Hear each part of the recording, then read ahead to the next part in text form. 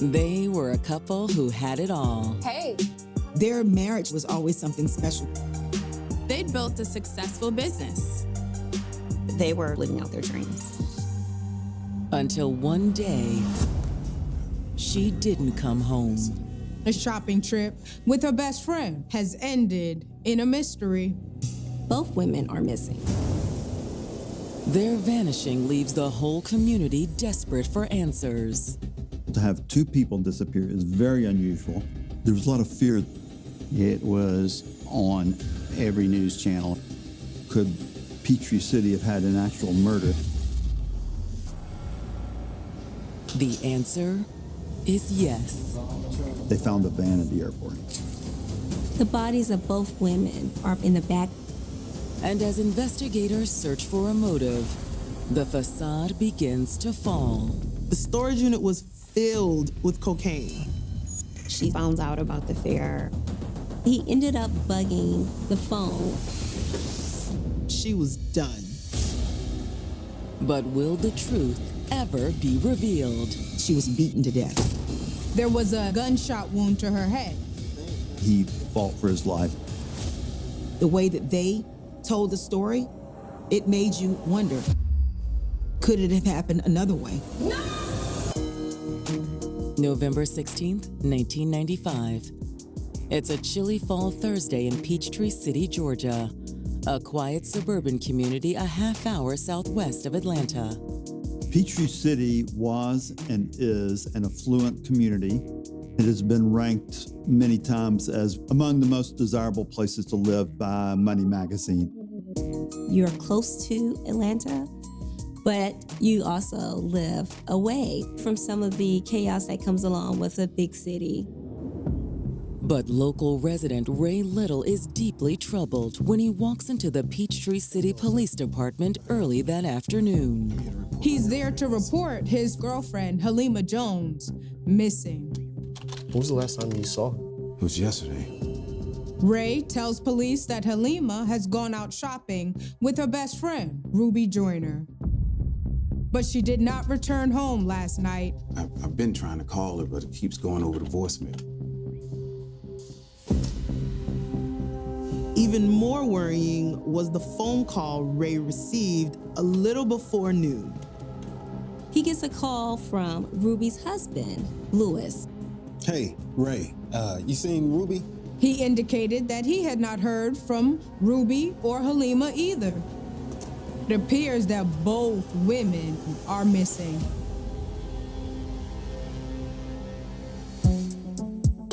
Ruby Joyner was originally from rural South Carolina.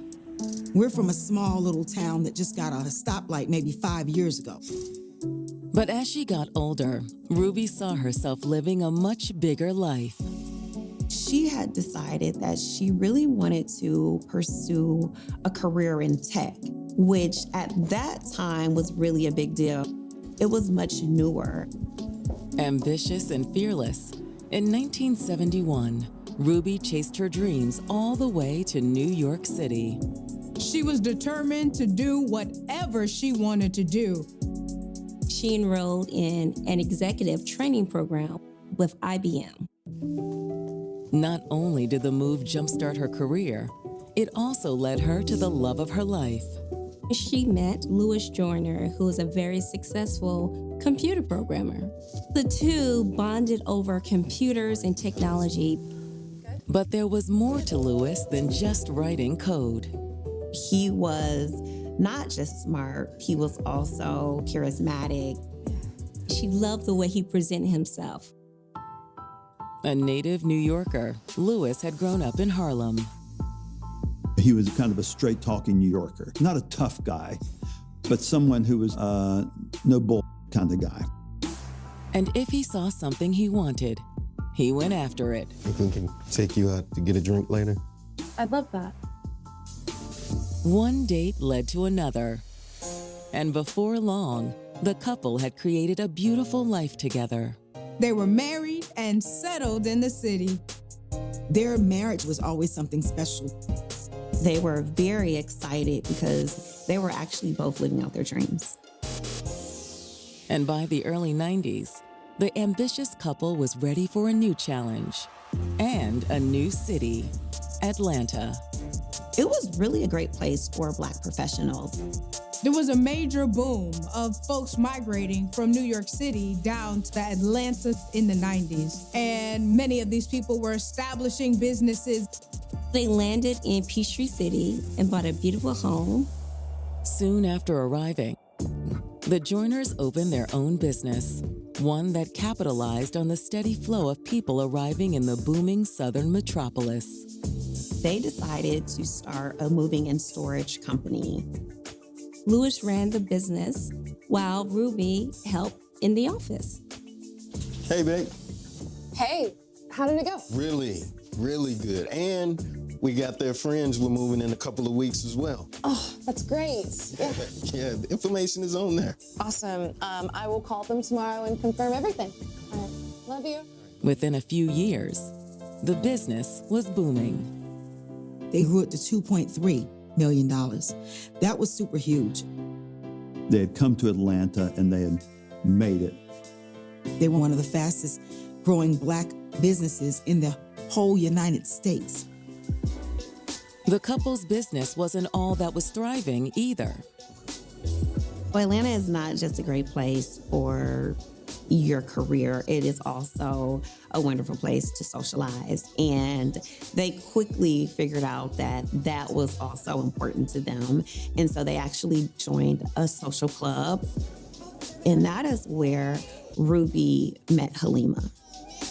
Halima was divorced with 2 children and worked in education. She was a middle school principal. Ruby and Louis both became good friends with Halima and her boyfriend, Ray Little. Ruby and Halima bonded over their love of fashion. They would shop together a lot and really just hang out and have a good time. But now, their latest outing has ended in mystery. According to her boyfriend, Ray, Halima hadn't come home last night. At first, I thought they were out late. Then I get a call from her husband. He was shocked to wake up and find that she still was not home. Do you have any idea where they went yesterday? I think so. She was talking. Halima wanted to go to a particular store. Okay, and you were sure they were just going shopping? Police do have to consider that maybe they made a choice to leave for some reason. But Ray is sure that's not the case. She had 2 young children that she really loved and cared for. They were her world. Ray said that Halima would never just disappear. But would Ruby's husband say the same about his wife? After Ray filed that missing persons report, the detectives assigned to the case reached out to Louis Joyner. Hello? When detectives reached out to Louis, he was actually in New York. Yeah, I've been really worried about her. When did you last see her? Yesterday. The detectives asked Louis when he left for New York. I just flew out this morning. Why would a man leave town while his wife is missing? Ruby Joyner and her husband Louis had built a beautiful life together. They started out with just a simple moving and storage company that grew a super huge business. They were living in the Atlanta suburb of Peachtree City and were happy. But now, detectives are trying to find Ruby and her close friend, Halima Jones. Halima's boyfriend, Ray Little, had gone to the police and reported her and Ruby missing. The story is that these women had gone shopping and that they had disappeared. However, when the detectives follow up with Ruby's husband, Louis, things take an unexpected turn. When did you leave Atlanta? I just flew out this morning.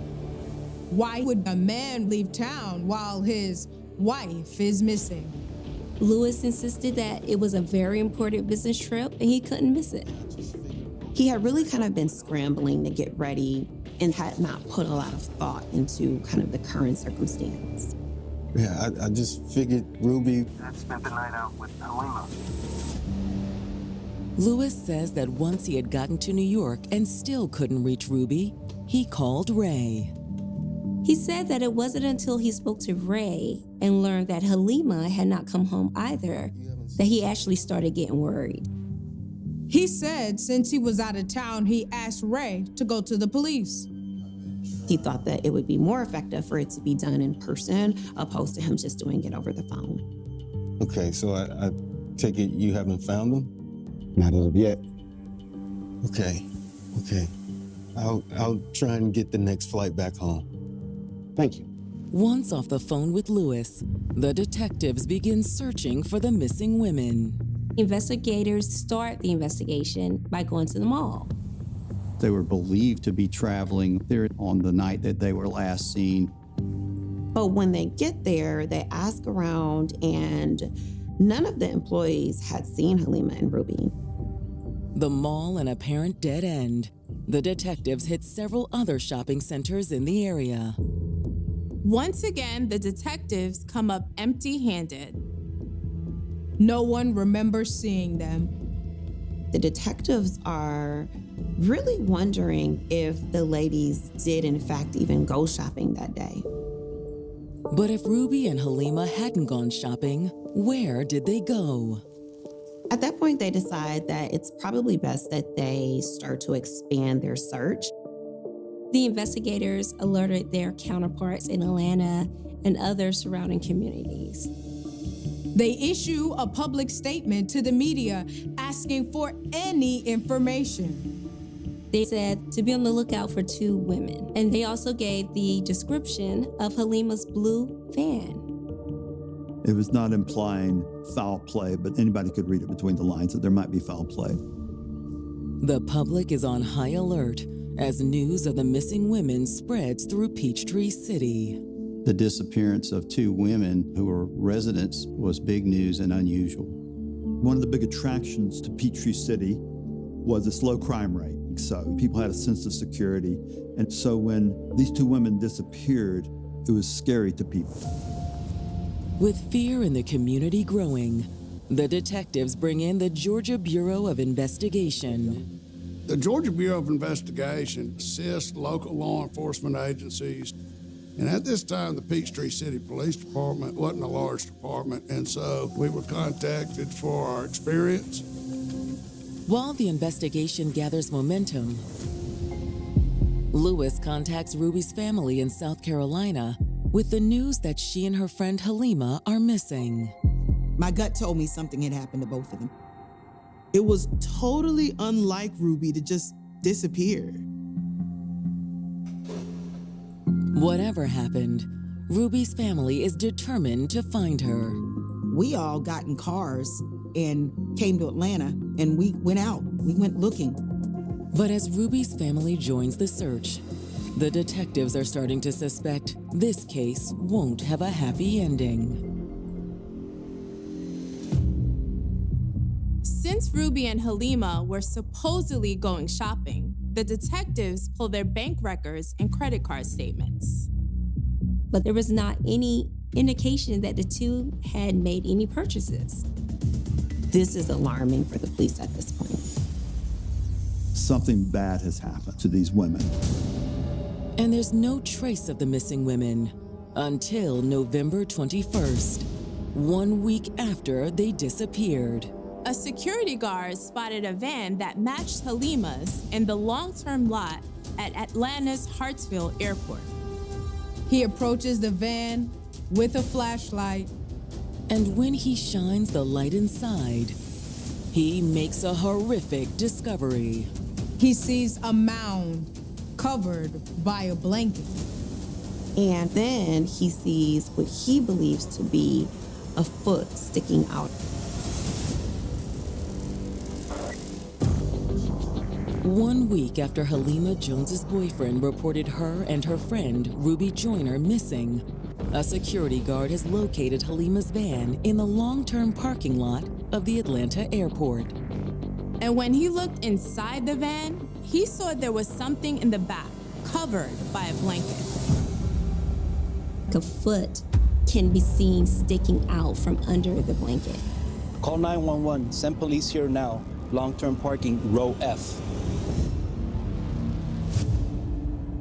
Law enforcement floods the scene within minutes. Atlanta Police, Peachtree City Police, and GBI all arrive on the scene. After a week of searching, the two women's whereabouts is no longer a mystery. Both Halima Jones and Ruby Joyner were located inside the vehicle. The bodies of both women are piled together, covered by a very large blanket. They were obviously victims of a murder.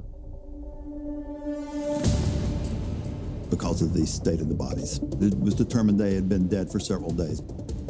They were probably killed the night they went missing. But they died in very different ways. Halima had a singular shot to the back of the head. Outside of the gunshot wound, her body was essentially pristine. Whereas Ruby had been badly beaten. She had facial contusions, blackened eyes. Bruising on her neck also indicates that Ruby had been strangled. It is remarkable that the two bodies were in completely different states. That's kind of a head scratcher. Even more puzzling, there's evidence to suggest that the women may have been killed in a different location. Ruby is covered in vegetation. It looks like she was dragged through some underbrush. There was also signs of a struggle. Ruby had on a camisole top, which was a little bit strange for that time of year, but it also looked as though there was the cuff of a black sweater around her wrist, which suggested that the killer ripped off her sweater during the struggle. But beyond that, the van offers little in the way of evidence. There were no shell casings, there were no fingerprints, and there was no DNA evidence. While the medical examiner's team removes the bodies for autopsy, the detectives contact Ruby and Halima's families. We got a call like in the middle of the night, probably about 3 o'clock in the morning. They asked us if we can come to the police department. They didn't give us any information over the phone. It's only when they're face to face that the detectives break the devastating news that both women were dead. The whole thing was just it was just unreal. It's like something that you see on TV. It wouldn't happen to you. It happens to somebody else. This doesn't happen to my family. It doesn't happen to someone that we love. It was just hard. I hope to never have to feel what I felt that night ever again in my life. The detectives also contact Halima's boyfriend, Ray Little. Investigators asked him to come down to the station. However, they were unable to get a hold of Ruby's husband, Lewis. It was a big question mark. Where is he? While the detectives try and fail to reach Lewis, the double murder becomes the top news story in Metro Atlanta.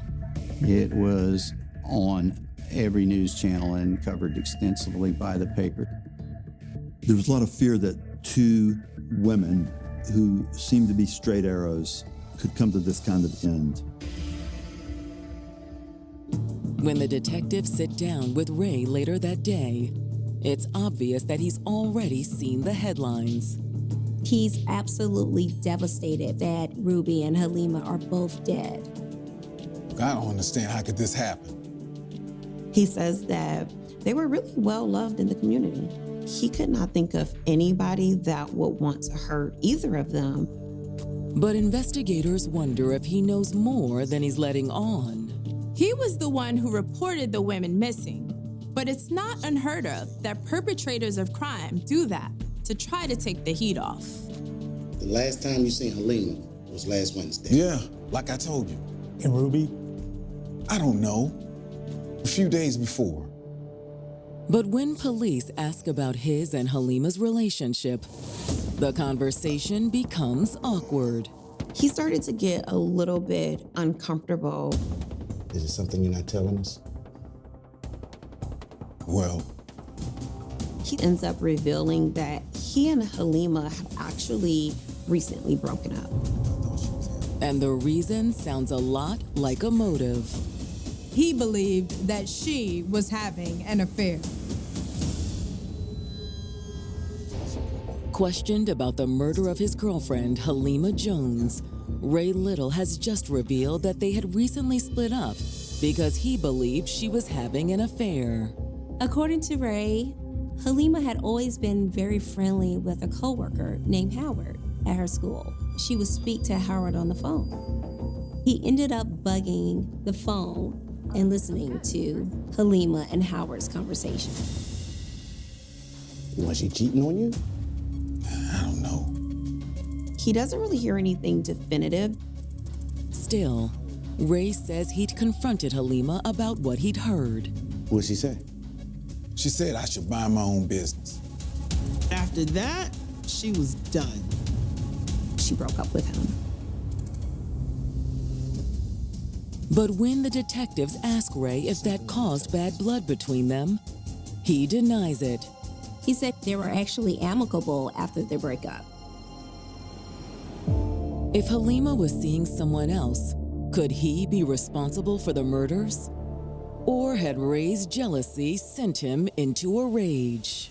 Look, I had nothing to do with this. Ray is adamant that he really loved Halima and he would never do anything to hurt her. Ray also claims he was working the day the women disappeared. And when the detectives check, it seems he's telling the truth. His supervisor confirmed he was at work. So the detectives bring in Halima's friend, Howard Cunningham. What?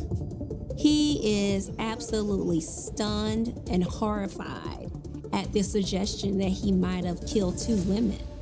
He also denies having an affair with Halima.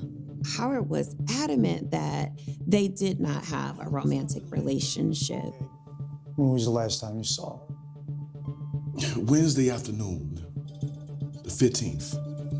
After school, they chatted briefly and then went their separate ways. That Wednesday, of course, was the evening Halima and Ruby disappeared. And what did you do after work that day? I went home. You went home? I went home. It may not be the most solid alibi, but at least Howard is cooperating. Follow me out. However, the investigators still cannot get a hold of Louis Joyner. Investigators were very suspicious of him because of the circumstances of his departure. Their suspicion of Louis deepening with each passing day. The detectives obtain a warrant to search the Joyners' home. There was nothing particularly alarming. But when they look through the books for Louis's business, something stands out. Exactly what we were looking for. The Joyners had been on the edge of bankruptcy for at least a few years. Wow. That's it. Could there be some correlation between all these debts and the murder? With a hunch they're on the right track, the detectives next turn to a storage unit leased to Louis. When they access the unit, they're surprised to find that it's filled with cocaine. Had Louis turned to drug dealing to support his failing business. Dealing drugs could provide a way for him to pay off some debts. Got a lot in there. We're gonna need crime scene tech out here. But before detectives can even follow the lead about the bankruptcy and the drugs, they actually get a phone call. Homicide. The call is from a close friend of Ruby's. She tells the detectives that Halima was indeed having an affair, but the affair was with Ruby's husband, Louis. And according to her friend, Ruby found out. Ruby was devastated. Did she confront Louis about the cheating? Ruby's friend did not know how Ruby planned to handle it. Whether it was his drug dealing or the affair that triggered the murders, detectives believe Lewis is the key to solving this case. There was a nationwide manhunt to locate Lewis. When the drug evidence was found, a warrant had been placed for him. And when they're contacted by a man in Atlanta named Gerald Douglas, the detectives sense they're closing in on the fugitive. Gerald tells them that he and Lewis have been friends for a very long time. He says that he actually knows exactly what happened to Ruby and Halima. The next morning, Gerald sits down with detectives. Thank you for the please have a seat. He starts off by telling them that he'd seen Lewis less than 48 hours after Ruby and Halima disappeared. Lewis Joyner wanted him to come to New York. He told Gerald that he needed some help. So you flew to New York?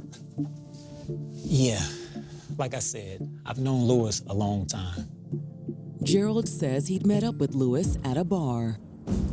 When he got there, Lewis told him that something bad had happened to Ruby and Halima. He confessed. He said he was responsible for murdering his wife. But according to what Lewis told Gerald, he didn't kill Halima. Okay, so who did? He told me it was Ruby.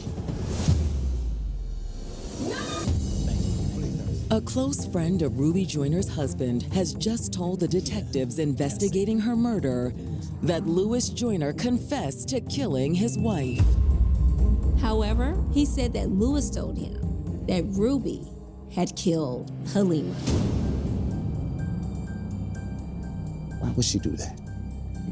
He said she found out that him and Halima had been messing around. And according to what Lewis told his friend, her rage over the affair had boiled over on the evening of November 15th. The two women had gone shopping to the Shannon Mall and had arranged to meet Lewis Joyner for dinner, and in fact did so.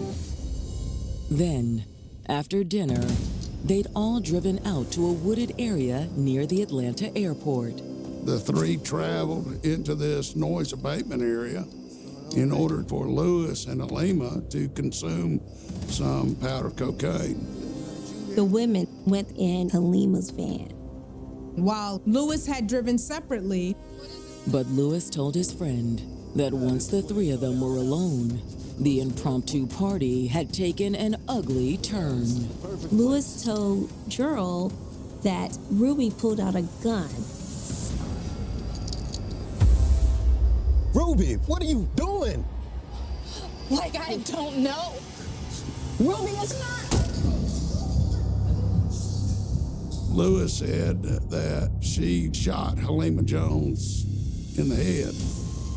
He said that Ruby also tried to kill him. She fired at him. Girl, what are you doing? You're crazy. Filled with sudden rage, Lewis wrestled the gun from her. And then he killed her. That's what he told me. Lewis said that he pistol whipped her and beat her to death. But does the fact that Ruby allegedly killed Halima mean what Lewis did was justified? The injuries to Ruby Joyner is above and beyond anything that self-defense would require. When you look at the autopsy report, Ruby was beaten extremely. She had 23 breaks and fractures in her face. Her nose was broken, her eye socket was broken, her jaw was broken. She was also strangled. The medical examiner would call it rage overkill. It's probably the most significant intent you can actually have towards taking somebody's life. You want this person dead. And he hadn't called Gerald because he wanted to confess his guilt. He wanted help getting away with it. Lewis wanted him to return to this area around the Atlanta airport and essentially clean up the crime scene. Lewis asked him to retrieve some things that he had left behind. What sort of things? He told me he lost his glasses. Did you get him? No. Gerald said he refused to participate in helping Lewis. But Gerald is prepared to help the police. Gerald agreed to lead detectives to the location where Lewis told them the murders occurred. We placed him in a vehicle and took him around areas of the Atlanta airport and attempted to locate the crime scene using a hand-drawn map that he had made when he had met with Joyner in New York. When the detectives searched the area, night has fallen. We didn't know exactly where it was. We just kind of knew generally where it was going to be located. And we're examining the area with flashlights. It's not long before the search reveals the first clues. We started discovering shell casings up and down the street. But it's not until the detectives find something else that they're sure they're in the right spot. We found a sweater lying in the road. It was a match for the torn cuff they found around Ruby's wrist. They also find the items Lewis asked his friend to recover. Items were found, including glasses that belonged to Halima Jones, and more significantly, a pair of prescription sunglasses that belonged to Lewis Joyner. But there's still no sign of Lewis until November 29th, when an NYPD officer is making rounds in a city housing project. The New York Police Department do what they call vertical patrols. They patrol the stairwells and the rooftops of these buildings. The officer encounters a man hanging around on the rooftop. He was acting suspiciously. I think he was drunk. Initially, he was just going to shoo him off the rooftop, but I think they did end up patting him down, and they found some cocaine on him. And when the officer tries to cuff him, a struggle ensues. They almost fell off a multi-story roof. That was a very dangerous arrest that was made by the officer. But it's only after they bring him in that the police realize just how dangerous the suspect is. He was wanted for murder in Georgia.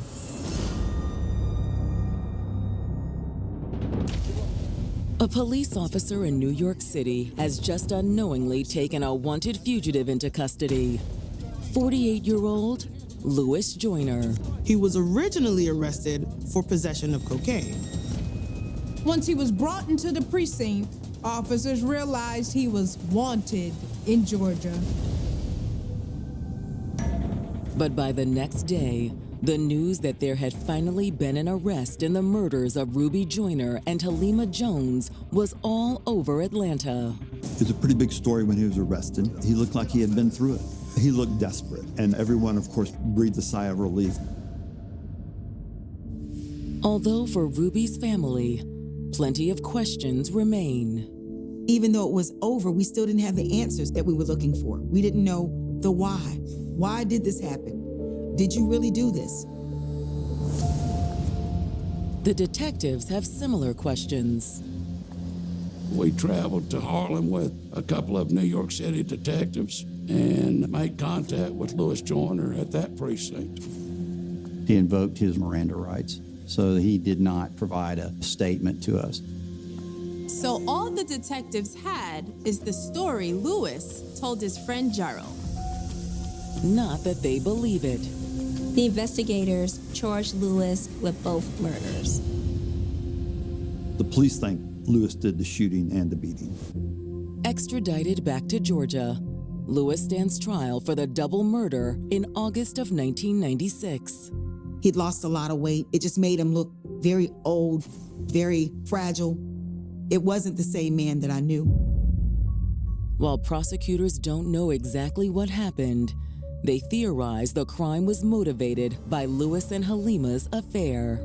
Prosecutors based their theory on the belief that Ruby was the main target. They assert that his plan was most likely to get Ruby out of the way so he could continue seeing Halima.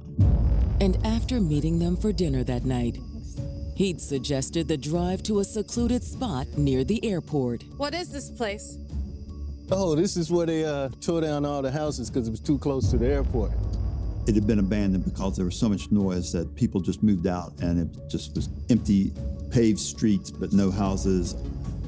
The story Lewis told Gerald about going out there to snort cocaine may have been true. But according to the prosecutors, that wasn't all Lewis had in mind. It was my belief that he's the one that introduced the weapon to the scene. Lewis, what are you doing? I love you, Halima. He tried to shoot Ruby and hit Halima instead. Maybe Halima stepped in the way. But Halima's sacrifice didn't save Ruby. Ruby ran into the brush, and he pursued her. The shots all missed, which explained the multiple casings at the crime scene. Then, his gun empty, Lewis tackled Ruby. He beat her down with a gun. He beat her and beat her and beat her until he probably so tired he couldn't beat her anymore. So he choked her. My aunt's face was like something in a horror movie. I couldn't even actually recognize her. Who does that? And who does that to someone that you say you love? There was no doubt Lewis had beaten Ruby to death. He'd confessed to his friend Gerald. We also found Lewis's prescription sunglasses. So that clearly placed him at the crime scene. And just the vicious nature of the beating. It was a horrendous interpersonal crime. It was someone who knew Ruby Joyner, and that person was her husband. When it's the defense's turn, Lewis takes the stand to maintain his innocence. He sticks to his self-defense claim. Now, I'll be honest, the attorney he had was a very good attorney because the way that they told the story, it made you almost wonder, did it really happen this way? Or could it have happened another way? I couldn't stomach it, and I didn't know what the verdict was going to be. But the jury doesn't believe his self-defense claim. He's convicted for killing his wife, Ruby. But the defense did raise reasonable doubt as to whether he killed Halima. Lewis is acquitted of all charges connected to Halima's murder. The prosecution had theories as to how the crime may have occurred, but there was no conclusive evidence to dictate to us what really happened. The state just didn't have the evidence to prove that Lewis pulled the trigger. However, the acquittal doesn't change his fate. Lewis is sentenced to life in prison. Thank God he doesn't have a chance of parole. But to many, justice wasn't completely served. Halima was having an affair, but certainly didn't deserve to die because of it. She's got sons. Her sons were very young whenever she passed away. She was a human being. I think it's unfair that nobody paid the price for her life. And having Lewis where he belongs doesn't take away the pain for Ruby's loved ones. She didn't deserve her life to end like this. Because of my Uncle Lewis, we'll never be able to talk to her again, smile with her again, have another family reunion with her. But Ruby will never be forgotten, and her family hopes that her story will caution others. If you're going through relationship issues, you need to really have at least one person you can talk to, share things with, so that they can understand what's really going on. And my aunt didn't want our other family members to even know that there was issues in their marriage. And that's probably why we didn't know what was going on. But you gotta be strong enough to share with someone. They can help you get out of whatever the situation is. At 9:02 in the morning on April 19th, 1995, The Alfred P. Murrah Federal Building in Oklahoma City became the center of one of the deadliest acts of domestic terrorism in American history. Until that moment, it had been a federal workplace in the middle of the city, a building occupied by government employees, and, importantly, a daycare center where children were being cared for during the morning. There was nothing about the building itself that suggested what was about to happen. Inside were ordinary people going about ordinary responsibilities. Some worked for federal agencies. Others were caring for children. And then at approximately 9:02 a.m., a Ryder truck parked outside the building became the source of an explosion powerful enough to destroy major portions of the structure and devastate the surrounding area. The truck contained nearly 5,000 pounds of explosives. When the bomb detonated, the consequences were immediate and catastrophic. Much of the 9-story Alfred P. Murrah Federal Building was destroyed. More than 300 buildings in the surrounding area were damaged or destroyed, and numerous vehicles were also affected. But the scale of the physical destruction could not compare with the human cost. 168 people were killed. 19 of them were children. Hundreds more were injured. Among those who died were 98 people who worked for the federal government. The number 168 would eventually become one of the defining figures of the case. But in the first moments after the explosion, there was no number yet. There was only confusion, destruction, and the urgent question of whether anyone could still be rescued. Emergency personnel moved into the devastated area. The priority was to search for survivors, while authorities simultaneously faced another possibility. The explosion might not be the only threat. Bomb technicians searched for additional explosives. SWAT personnel helped secure the area. Investigators began collecting evidence and speaking with witnesses. At the same time, the country was beginning to ask a question that had no immediate answer. Who had done this? The first assumption was not necessarily that an American citizen had carried out the attack. The United States had already experienced a major terrorist bombing at the World Trade Center in 1993, and the possibility of international terrorism naturally entered the discussion. Investigators had to consider different possibilities while working with a crime scene that had been transformed by the force of the explosion. They needed to determine not only who was responsible, but whether there were additional explosives, whether there were accomplices, and what had motivated the attack. The answers would eventually lead investigators away from the idea of an unknown international organization and toward a former American soldier named Timothy James McVeigh. McVeigh had served in the U.S. Army. After leaving the military, he became increasingly extreme in his opposition to the federal government. His hostility did not emerge in isolation. One of the events that had a particularly strong influence on him was the confrontation at Waco, Texas, in 1993 between federal authorities and the Branch Davidians. That confrontation ended with 76 people dead.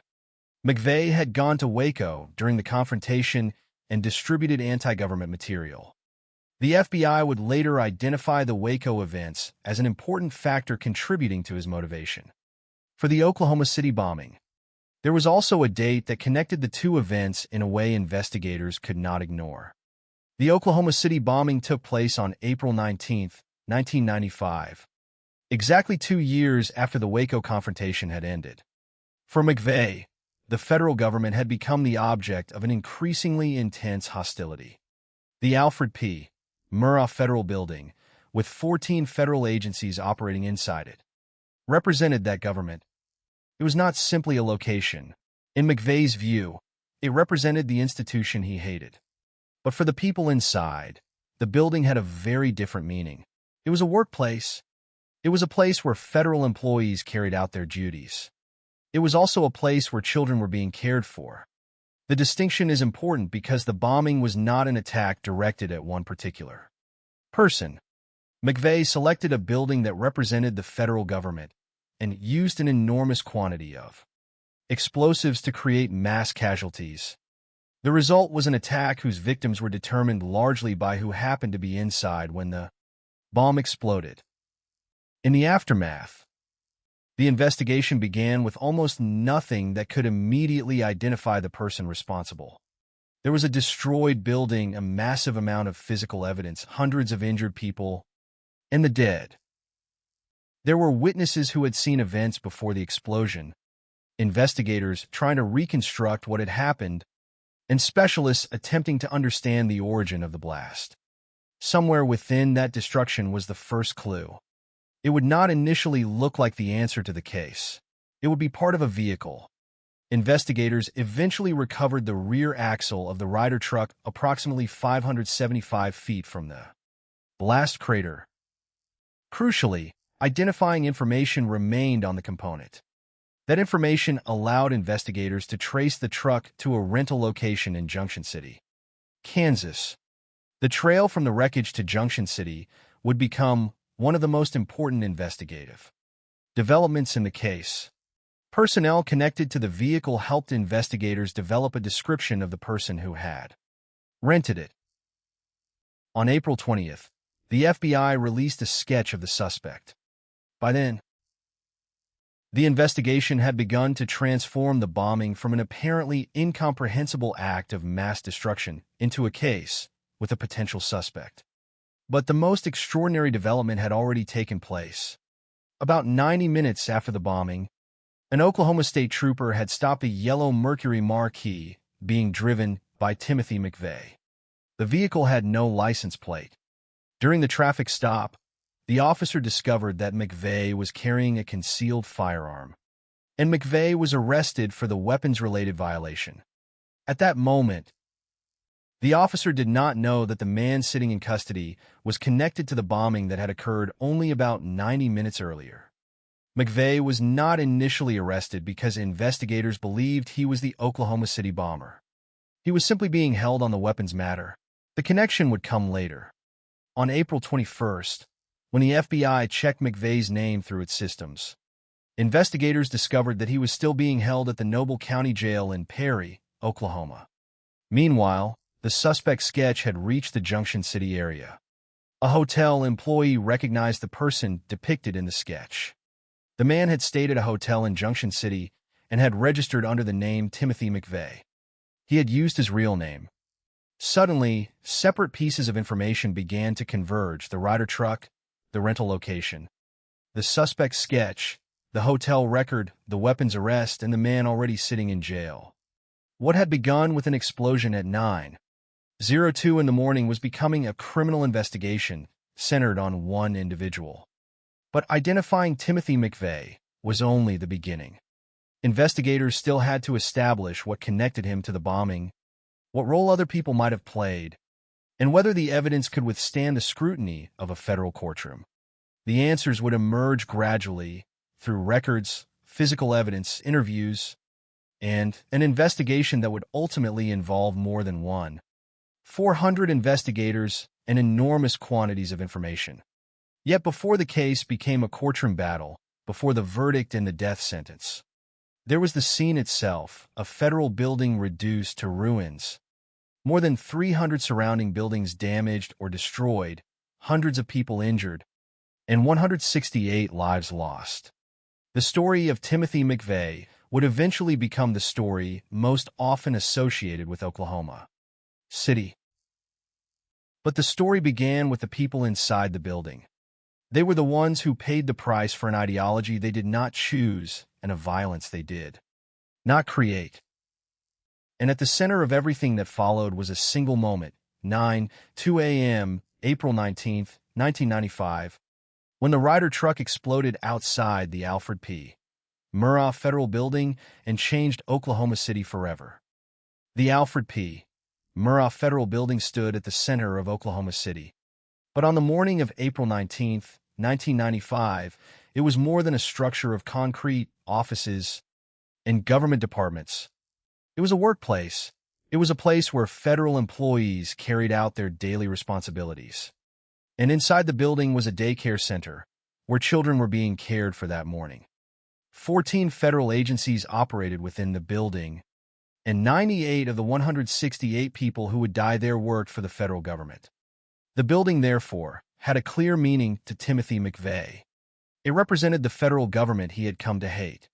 But the people inside did not exist to him as individuals with separate lives and responsibilities. They became part of a symbol. That distinction would define the tragedy. McVeigh was not targeting one particular person. He was targeting a building because of what it represented, and he used an enormous quantity of explosives to turn that symbol into the scene of a mass casualty attack. Among the victims were 19 children. Their presence in the building makes the scale of the tragedy especially difficult to comprehend. But it is important not to reduce those children to a statistic. They were simply there inside a daycare center, on an ordinary morning that became anything but ordinary. The same was true of the adults who died. 98 victims were federal government employees. They had gone to a federal workplace and, without warning, became victims of an attack directed against the institution in which they worked. The supplied facts do not provide individual biographies for the victims, and it would be wrong to invent personal stories in order to make the tragedy seem more vivid. What can be established is enough. 168 people died, 19 of them children, and hundreds more were injured. The physical destruction extended far beyond the federal building itself. More than 300 surrounding buildings were damaged or destroyed, and numerous vehicles were also affected. The Oklahoma City bombing therefore transformed an area of the city into a massive crime scene and left behind consequences that would extend far beyond the morning of April 19th. To understand why the Murrah building became the target, however, the investigation had to look backward, toward the man who had chosen it. Timothy James McVeigh had served in the U.S. Army. His military background was part of his history, but after leaving the Army, his hostility toward the federal government became increasingly extreme. The bombing did not emerge without context. According to the supplied information, one of the most important events influencing McVeigh was the confrontation at Waco, Texas, in 1993. The confrontation involved federal authorities and the Branch Davidians, and it ended with 76 people dead. McVeigh went to Waco during the confrontation. He also distributed anti-government material. The FBI would later identify the events at Waco as an important factor contributing to McVeigh's motivation. 2 years after Waco, the date April 19th would appear again, this time in Oklahoma City. The bombing occurred on April 19th, 1995, exactly 2 years after the Waco confrontation had ended. The connection between the date and McVeigh's anti-government beliefs became part of the broader understanding of his motive. The significance of Waco was not simply that McVeigh had witnessed or followed an earlier confrontation. It was that the event became part of the framework through which he viewed the federal government.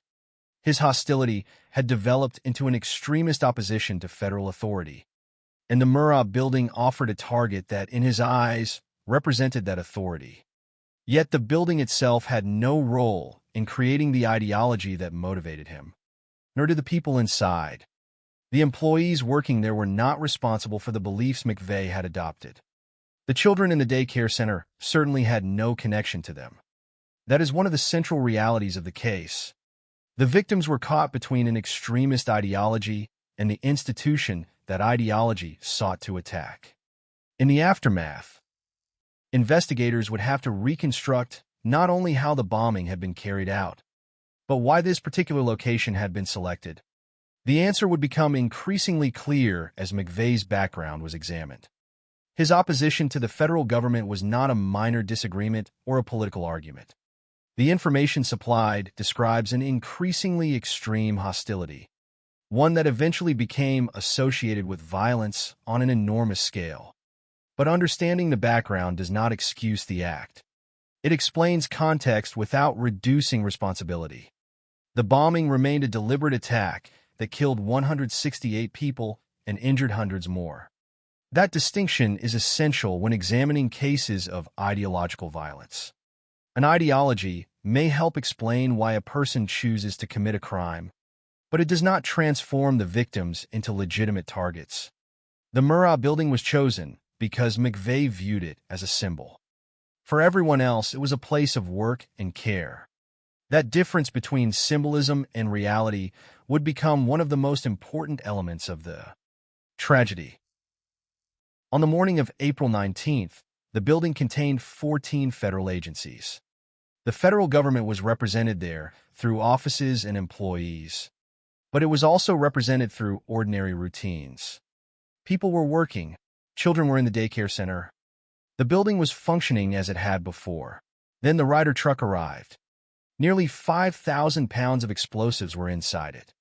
The choice of the building and the quantity of explosives meant that the attack was capable of producing mass casualties rather than harming one individual. The consequences demonstrated the scale of that decision. When the bomb exploded at approximately 9:02 a.m., major portions of the 9-story building were destroyed. More than 300 buildings around it were damaged or destroyed. Vehicles were affected. Hundreds of people were injured, and 168 people died. The victims were therefore connected by one circumstance above all others. They were inside or associated with the building when the attack occurred. Their deaths were not the result of a personal dispute with McVeigh. They were not selected because of individual actions. They were casualties of a deliberate attack against a government symbol. That is why the story must remain centered on them. Timothy McVeigh would eventually become one of the most recognizable names associated with domestic terrorism in the United States. But the case cannot be understood simply as the biography of the person who committed the crime. The human consequences came first. The investigation, the arrests, the evidence, the trial, and the execution all came afterward. At the beginning were 168 lives lost and hundreds of people injured. The background helps explain how McVeigh reached the point where he could view a federal building as an acceptable target.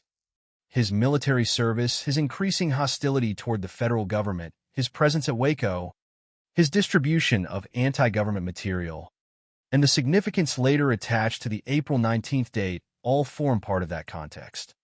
But none of these facts changes what happened inside the Murrah building. The building was occupied by people who had gone there to work or to care for children.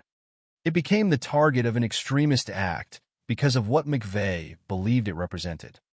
And once the explosion occurred, the distinction between symbol and human life disappeared beneath the destruction.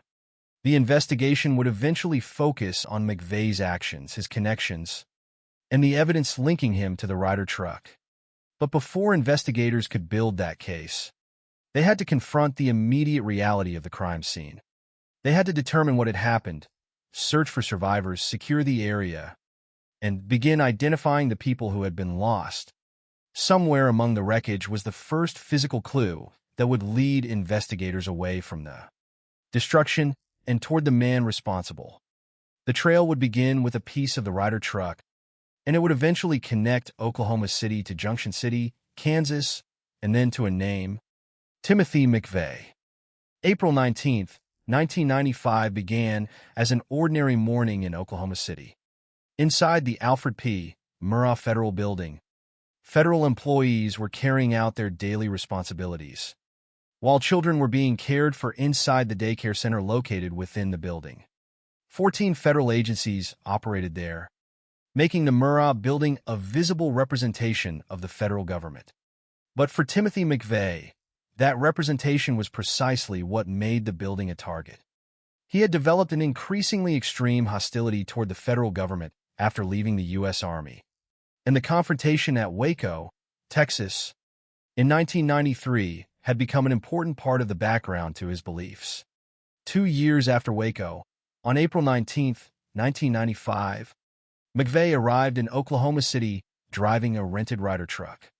The vehicle contained nearly 5,000 pounds of explosives. He parked the truck outside the Alfred P. Murrah Federal Building. What happened next would become one of the defining acts of domestic terrorism in American history. McVeigh left the truck and moved toward the vehicle he intended to use to leave the area. At approximately 9:02 a.m., the bomb exploded. The force of the explosion devastated the Murrah building. Major portions of the 9-story structure were destroyed, and the damage extended far beyond the immediate target. More than 300 buildings in the surrounding area were damaged or destroyed, while numerous vehicles were also affected. In a matter of seconds, a federal workplace and daycare center became the center of a catastrophe. The physical destruction was enormous, but the human consequences were even greater. 168 people were killed. 19 of those victims were children. Hundreds of others were injured. Of the 168 people who died, 98 worked for the federal government. The numbers would later become inseparable from the memory of the attack. But immediately after the explosion, there was no time to understand the full scale of the loss. There was only the urgent need to determine whether anyone could still be found alive. Emergency personnel entered the devastated area and began the search for survivors. At the same time, authorities had to consider another danger. In the first hours after a major bombing, investigators could not simply assume that the explosion was the only threat. There was concern about possible additional explosives and the possibility that more people could be involved. Bomb technicians searched the area. SWAT personnel helped secure the scene. Investigators began collecting evidence and interviewing witnesses. The first priority was survival, but alongside the rescue effort was the beginning of a criminal investigation. Someone had deliberately placed an enormous amount of explosives outside a federal building. Someone had chosen this location and this moment. The question was not simply what had happened. It was who had caused it and whether the person responsible was still somewhere nearby. The early investigation existed in an atmosphere of uncertainty. The United States had experienced another major terrorist bombing at the World Trade Center in 1993, and the possibility of international terrorism entered the discussion. Investigators could not yet know whether Oklahoma City was an isolated attack, part of a larger plan, or something connected to an organization outside the United States. They had to work from the evidence available at the scene. That evidence was scattered across an area transformed by the blast. The building had been severely damaged. Surrounding structures had been affected. Vehicles had been damaged or destroyed. Investigators had to reconstruct the events from what remained. Every piece of material could potentially matter. Every witness could provide information that might help establish what had happened before the explosion. And somewhere within that destruction was an object that would eventually become one of the most important clues in the investigation. It was not initially a person. It was not a confession. It was part of the truck that had carried the explosives. Investigators recovered the rear axle of the Ryder truck approximately 575 feet from the blast crater. The significance of that discovery would become clear only after the identifying information on the component was examined.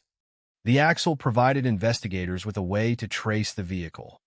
The trail led to a Ryder rental location in Junction City, Kansas. That connection changed the direction of the investigation. Instead of searching for an unknown bomber without any clear identity, investigators now had a specific vehicle and a location associated with it. Personnel connected to the vehicle helped investigators develop a description of the person who had rented it. On April 20th, the FBI released a sketch of the suspect. The investigation was beginning to move from the destruction itself toward the person who had caused it. But while investigators were following the evidence from Oklahoma City to Kansas, an extraordinary development had already occurred. Approximately 90 minutes after the bombing, Timothy McVeigh had been stopped by an Oklahoma State trooper. McVeigh was driving a yellow Mercury Marquis, and the vehicle had no license plate. During the traffic stop, the officer discovered that McVeigh was carrying a concealed firearm. McVeigh was arrested because of the weapons-related violation. At that moment, however, the officer did not know that the man being taken into custody was connected to the bombing that had occurred only about 90 minutes earlier. McVeigh was not initially identified as the Oklahoma City bomber. His arrest and the bombing were, at first, separate events. That separation would not last. The FBI's investigation was already producing a suspect sketch based on the Ryder truck evidence. Meanwhile, McVeigh remained in custody. The coincidence was extraordinary. While investigators were searching for the person responsible for the bombing, the man they were looking for was already behind bars, although they did not yet know it. On April 21st, FBI investigators checked McVeigh's name through their systems and discovered that he was being held at the Noble County Jail in Perry, Oklahoma. The discovery provided the connection that the investigation needed. The name Timothy McVeigh was no longer simply the name of a man arrested during a traffic stop. It had become connected to the broader investigation into the bombing.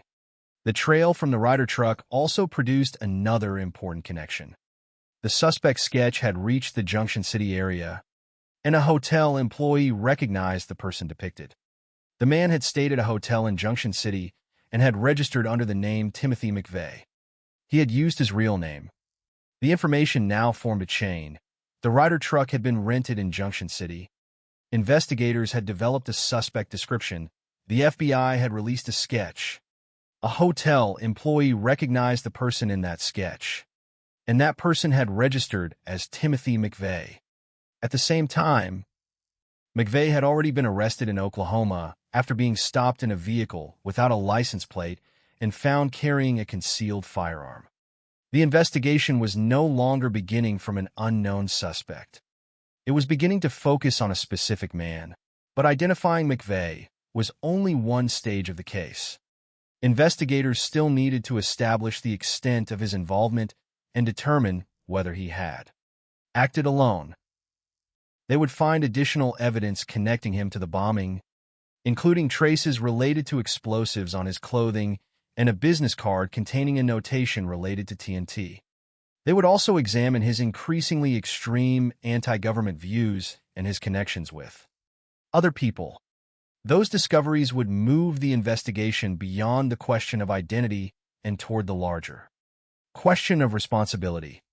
The Oklahoma City bombing had begun with a single explosion at 9:02 a.m., but the investigation would unfold over months and eventually years. More than 1,400 investigators would participate in the case. Thousands of interviews would be conducted, tens of thousands of investigative leads would be followed, and enormous quantities of records and physical evidence would be examined. Yet the first major path toward the truth had already been established by something as seemingly ordinary as a vehicle rental record.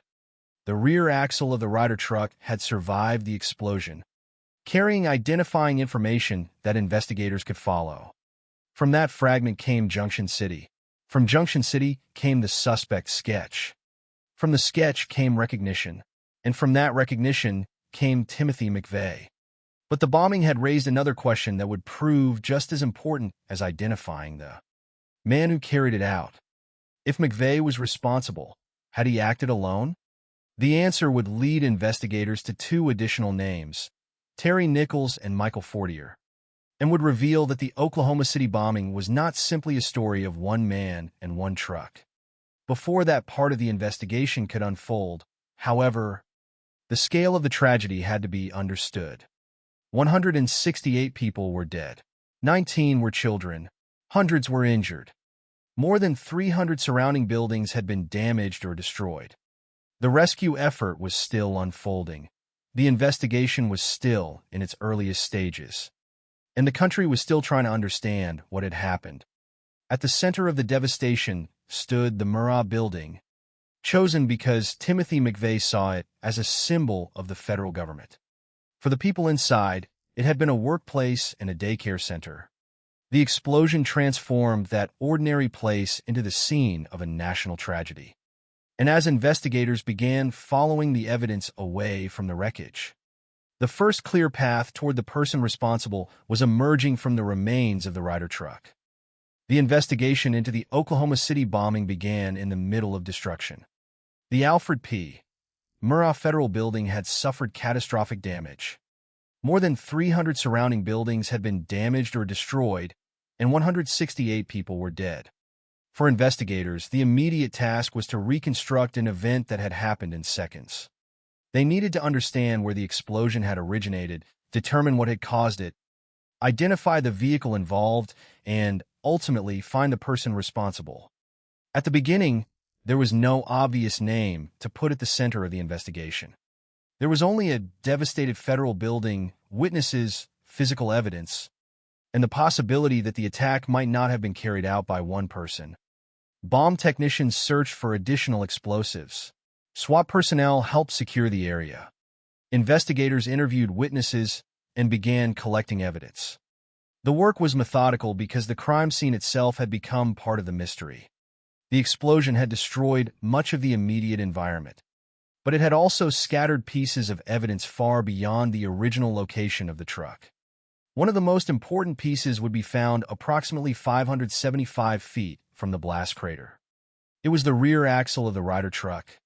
At first glance, the axle was simply one fragment among many created by the explosion, but it contained something investigators desperately needed: identifying information. That information could be traced, and once investigators followed it, the investigation began to move away from Oklahoma City and toward Junction City, Kansas. The Ryder truck had been rented there. This was the first major bridge between the crime scene and a potential suspect. Investigators were no longer dealing only with an anonymous act of destruction. They now had a specific vehicle, a rental location, and the possibility of identifying the person who had taken possession of it. The process was not immediate or simple.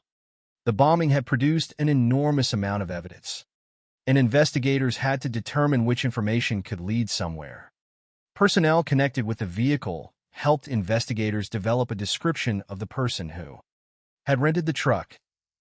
That description became important enough that, on April 20th, 1995, the FBI released a sketch of the suspect. The public now had an image associated with the investigation. The person responsible for the bombing was no longer entirely faceless. Investigators had begun to turn the physical remains of the truck into a recognizable lead. But the axle was only one part of a much larger investigation. The FBI named the investigation Akbomb, and its scale eventually became extraordinary. More than 1,400 investigators participated. Over the course of approximately 32 months, investigators conducted more than 28,000 interviews and followed more than 43,000 investigative leads. Approximately 3.5 tons of evidence were collected. Investigators searched more than 13.2 million hotel records, examined approximately 3.1 million rider rental records, reviewed approximately 682,000 airline records, and searched approximately 1 billion records across 26 databases. These numbers help explain the character of the investigation. It was not a case solved by one dramatic discovery. It was a process of assembling thousands of pieces of information and determining which ones belonged together. Every interview had the possibility of producing a new lead. Every record could potentially confirm or eliminate a connection. Every piece of physical evidence could provide another link between the bombing and the person responsible. The axle was particularly important because it offered a direct connection to the vehicle used in the attack. From that vehicle came Junction City. From Junction City came the process of identifying the person who had rented it. And from that process came the suspect sketch. But while investigators were following the Ryder truck trail, something extraordinary had already happened on a road in Oklahoma. Approximately 90 minutes after the bombing, Timothy McVeigh had been stopped by an Oklahoma State trooper. McVeigh was driving a yellow Mercury Marquis that had no license plate. The officers stopped the vehicle, and during the encounter discovered that McVeigh was carrying a concealed firearm. McVeigh was arrested for the weapons-related violation. At the time, the officer did not know that McVeigh was connected to the bombing. The arrest was not the result of the bombing investigation. It came from a traffic stop and the discovery of the concealed weapon. This detail would later become one of the most striking elements of the case. While federal investigators were working through the wreckage of the Murrah building and tracing the Ryder truck, the man they were trying to identify was already in custody. But they did not yet know that. The FBI had released its suspect sketch on April 20th. The following day, April 21st, investigators checked the name Timothy McVeigh through their systems and discovered that he was still being held at the Noble County Jail in Perry, Oklahoma. The connection between the man in custody and the bombing was beginning to take shape. At roughly the same time, the investigation was producing another crucial lead in Junction City. The suspect's sketch had reached the area, and a hotel employee recognized the person depicted in it. The man had stayed at a hotel in Junction City and had registered under the name Timothy McVeigh. He had not used an alias. He had used his real name. That fact made the developing chain of evidence even more direct. The Ryder truck had been rented in Junction City. Investigators had obtained information that helped them produce a suspect description. The FBI had released a sketch. A hotel employee recognized the person in the sketch. Hotel records showed that the person had registered as Timothy McVeigh. Meanwhile, a man named Timothy McVeigh was sitting in the Noble County Jail after being arrested approximately 90 minutes after the bombing. What had initially appeared to be separate pieces of information were now converging. The investigation had moved from a destroyed building to a vehicle, from the vehicle to a rental location, from the rental location to a suspect description, and from that description to a specific name. But a name was not enough. Investigators needed evidence that could establish McVeigh's connection to the bombing itself. They found additional indications. Traces related to explosives were discovered on McVeigh's clothing. Investigators also found a business card containing a notation related to TNT. These details became part of the broader body of evidence against him. Investigators also examined McVeigh's increasingly extreme anti-government views and his connections with other individuals. The case was beginning to move beyond the question of who had rented the truck. It was becoming a question of what McVeigh had done, why he had done it, and whether other people had assisted him or knew about the plan. That distinction was important because the Oklahoma City bombing was too large and consequential to be understood simply through one piece of evidence. The Ryder truck linked the investigation to a vehicle. The axle provided identifying information. The rental records led to Junction City. The hotel record connected the suspect's sketch to McVeigh.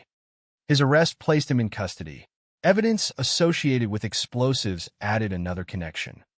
His anti-government extremism provided context for the motive. But the investigation still had to establish the full structure of responsibility. The investigators therefore continued expanding the case. They interviewed thousands of people and examined millions of records, attempting to determine not only what could be proved, but what could be ruled out. The enormous numbers involved in Akbom illustrate how much information had to be processed before the case could reach a courtroom. More than 28,000 interviews, more than 43,000 investigative leads, millions of hotel, vehicle, and travel records, approximately 3.5 tons of physical evidence, approximately 1 billion records searched across 26 databases. Behind those numbers was a basic investigative principle. The truth had to be built from evidence that could be connected and tested. By this point, Timothy McVeigh was no longer an unknown figure. Investigators had a growing collection of evidence linking him to the bombing. But another question remained. Was he the only person involved? The investigation would soon lead to Terry Nichols, a man who had helped McVeigh in the preparation of the bomb, and Michael Fortier, a former military friend who knew about the plan but failed to report it. Their involvement would change the shape of the case. The Oklahoma City bombing was beginning to emerge not simply as the act of one extremist, but as a case involving different levels of knowledge, assistance, and responsibility. Yet before those connections could be fully established, investigators had already accomplished something remarkable. They had taken a crime scene that initially seemed almost impossible to understand and followed a physical fragment of a destroyed vehicle toward a specific person. The rear axle had survived the explosion, and with it survived the information that would help identify the truck. That truck led to Junction City. Junction City led to a sketch. The sketch led to a hotel employee. The hotel record led back to Timothy McVeigh. And McVeigh, remarkably, was already sitting in a jail cell. But identifying the suspect was only the beginning. The next stage of the investigation would ask a harder question. What else connected Timothy McVeigh to the bombing. And who else knew what was coming before the Ryder truck exploded at 9:02 that morning? By the time the FBI began connecting the Ryder truck to Junction City, Kansas, the Oklahoma City bombing had already produced an extraordinary coincidence. The man investigators were trying to identify was not somewhere beyond their reach. He was already being held in an Oklahoma jail, but that fact was not immediately apparent. On the morning of April 19, 1995, approximately 90 minutes after the explosion at the Alfred P. Murrah Federal Building, Timothy McVeigh was stopped by an Oklahoma State trooper. McVeigh was driving a yellow Mercury Marquis, and the vehicle had no license plate. The traffic stop had nothing initially to do with the bombing. The officer was not looking for the person responsible for the destruction in Oklahoma City. The connection between the two events had not yet been made. During the stop, however, the officer discovered that McVeigh was carrying a concealed firearm. McVeigh was arrested because of the weapons-related violation. At that moment, he entered custody for a reason that appeared separate from the most serious criminal investigation in the country. The officer did not know that the man he had stopped was connected to the bombing that had occurred only about 90 minutes earlier. This separation between the traffic stop and the bombing investigation would exist only temporarily. In the hours after the explosion, investigators were following the evidence from the crime scene. The rear axle of the Ryder truck had been recovered approximately 575 feet from the blast crater. Identifying information on the axle allowed investigators to trace the vehicle to a Ryder rental location in Junction City, Kansas. From there, investigators began developing a description of the person who had rented the truck. The FBI released a suspect sketch on April 20th.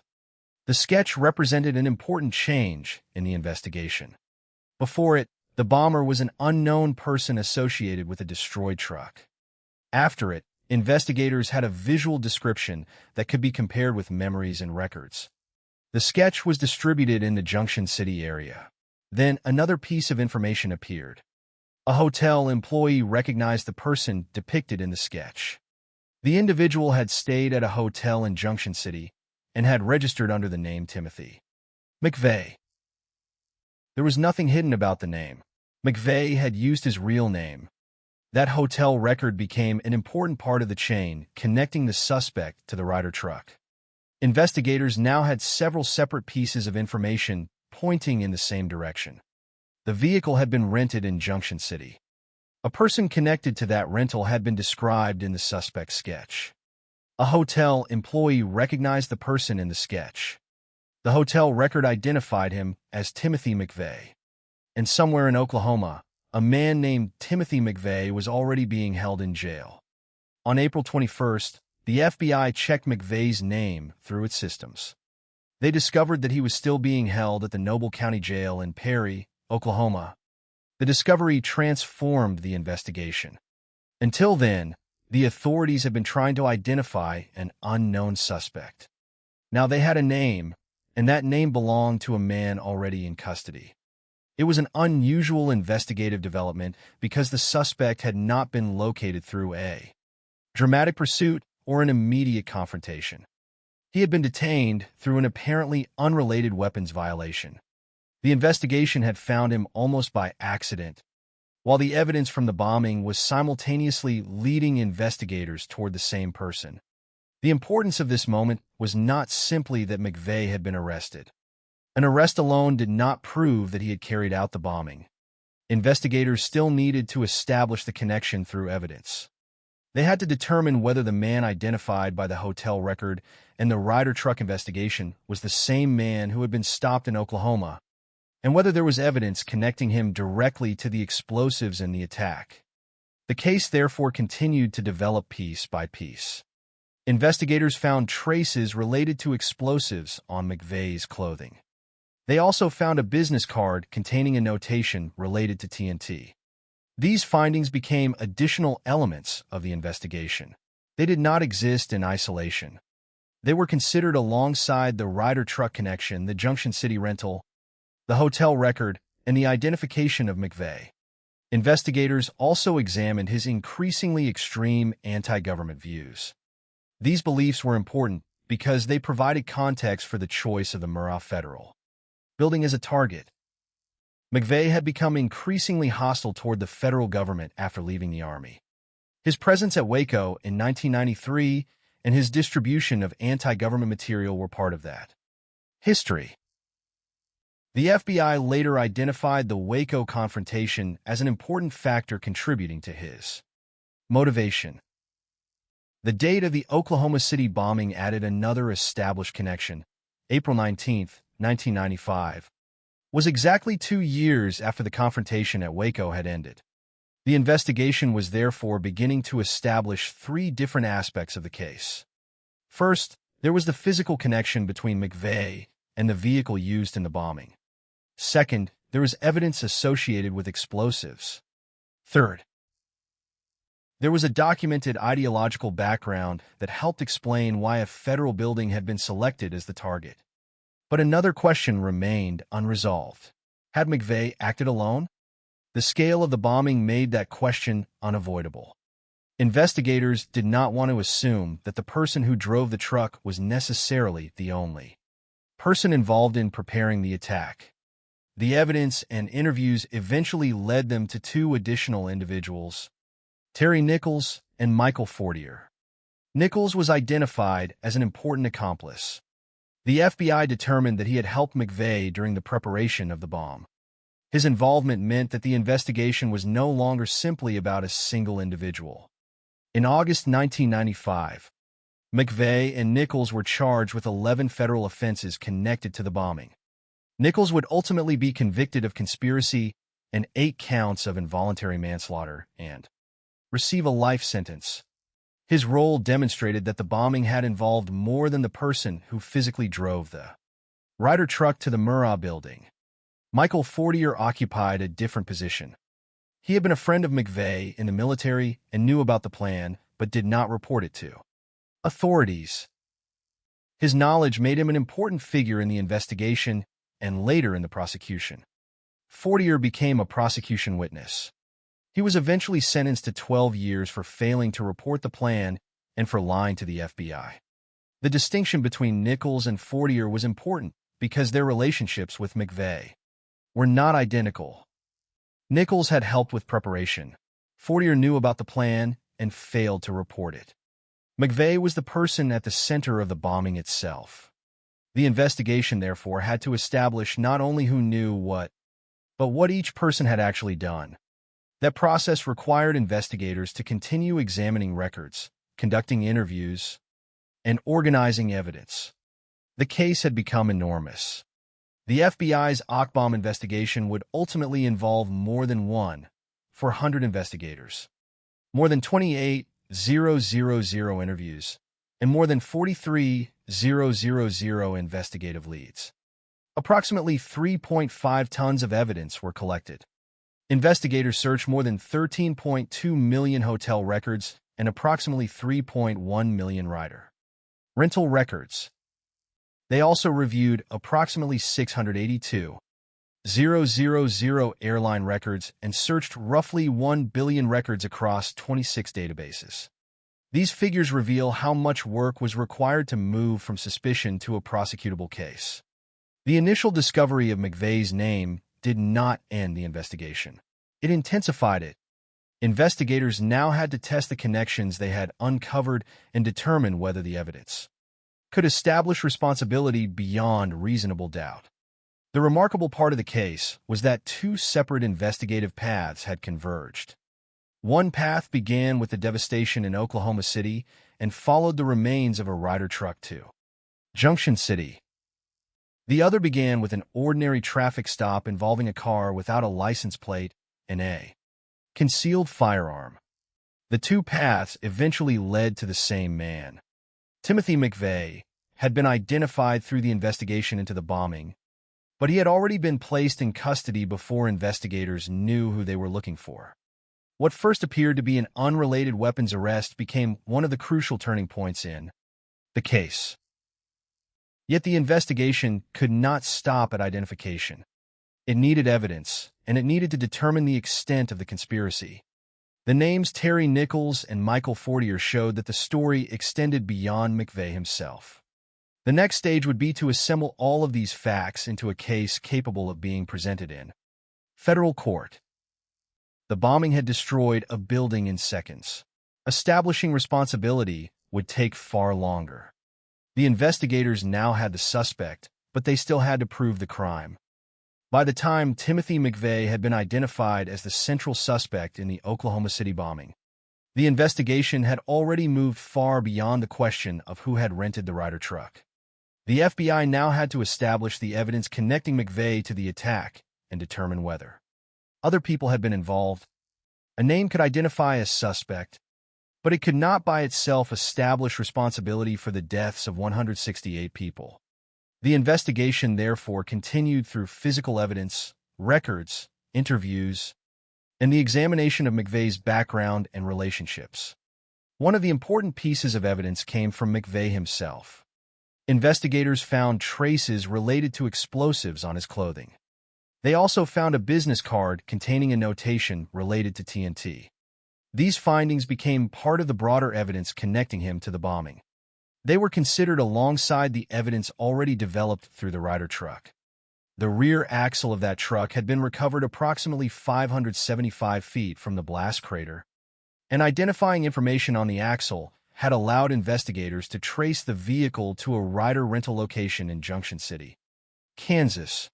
From there, investigators had developed a suspect description, released an FBI sketch, and eventually connected the sketch to Timothy McVeigh through a hotel employee and hotel records. The separate pieces were beginning to form a larger picture. But the investigation also had to address another important element: motive. McVeigh had served in the U.S. Army, and after leaving the military he became increasingly extreme in his hostility toward the federal government. His connection to the events at Waco, Texas, in 1993 was particularly significant. McVeigh had gone to Waco during the confrontation between federal authorities and the Branch Davidians and had distributed anti-government material. The confrontation ended with 76 people dead. The FBI later identified the Waco events as an important factor contributing to McVeigh's motivation. 2 years later, the bombing took place on April 19th, exactly 2 years after the Waco confrontation had ended. The Murrah Federal Building was not selected because of an individual dispute with one person inside. It was selected because McVeigh viewed the building as a representation of the federal government he hated. 14 federal agencies operated there, and 98 of the 168 people killed worked for the federal government. But the building also contained a daycare center, and 19 children were among those who died.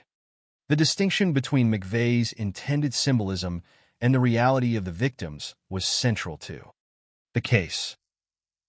To him, the building represented a government institution. To the people inside, it was a workplace and a place where children were being cared for.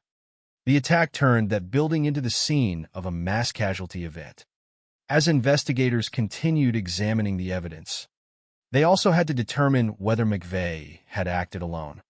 This question became increasingly important because the preparation of such an attack involved more than the moment when the Ryder truck was parked outside the building. The investigation eventually identified Terry Nichols as an important accomplice. The FBI determined that Nichols had helped McVeigh during the preparation of the bomb. This established that McVeigh was not the only person connected to the preparation of the attack. In August 1995, McVeigh and Nichols were charged with 11 federal offenses connected to the bombing. Nichols would later be convicted of conspiracy and 8 counts of involuntary manslaughter and receive a sentence of life imprisonment. His involvement gave the investigation another dimension. The case was no longer simply about identifying the individual who carried out the bombing. It also required investigators to determine the role of another man who had helped during the preparation.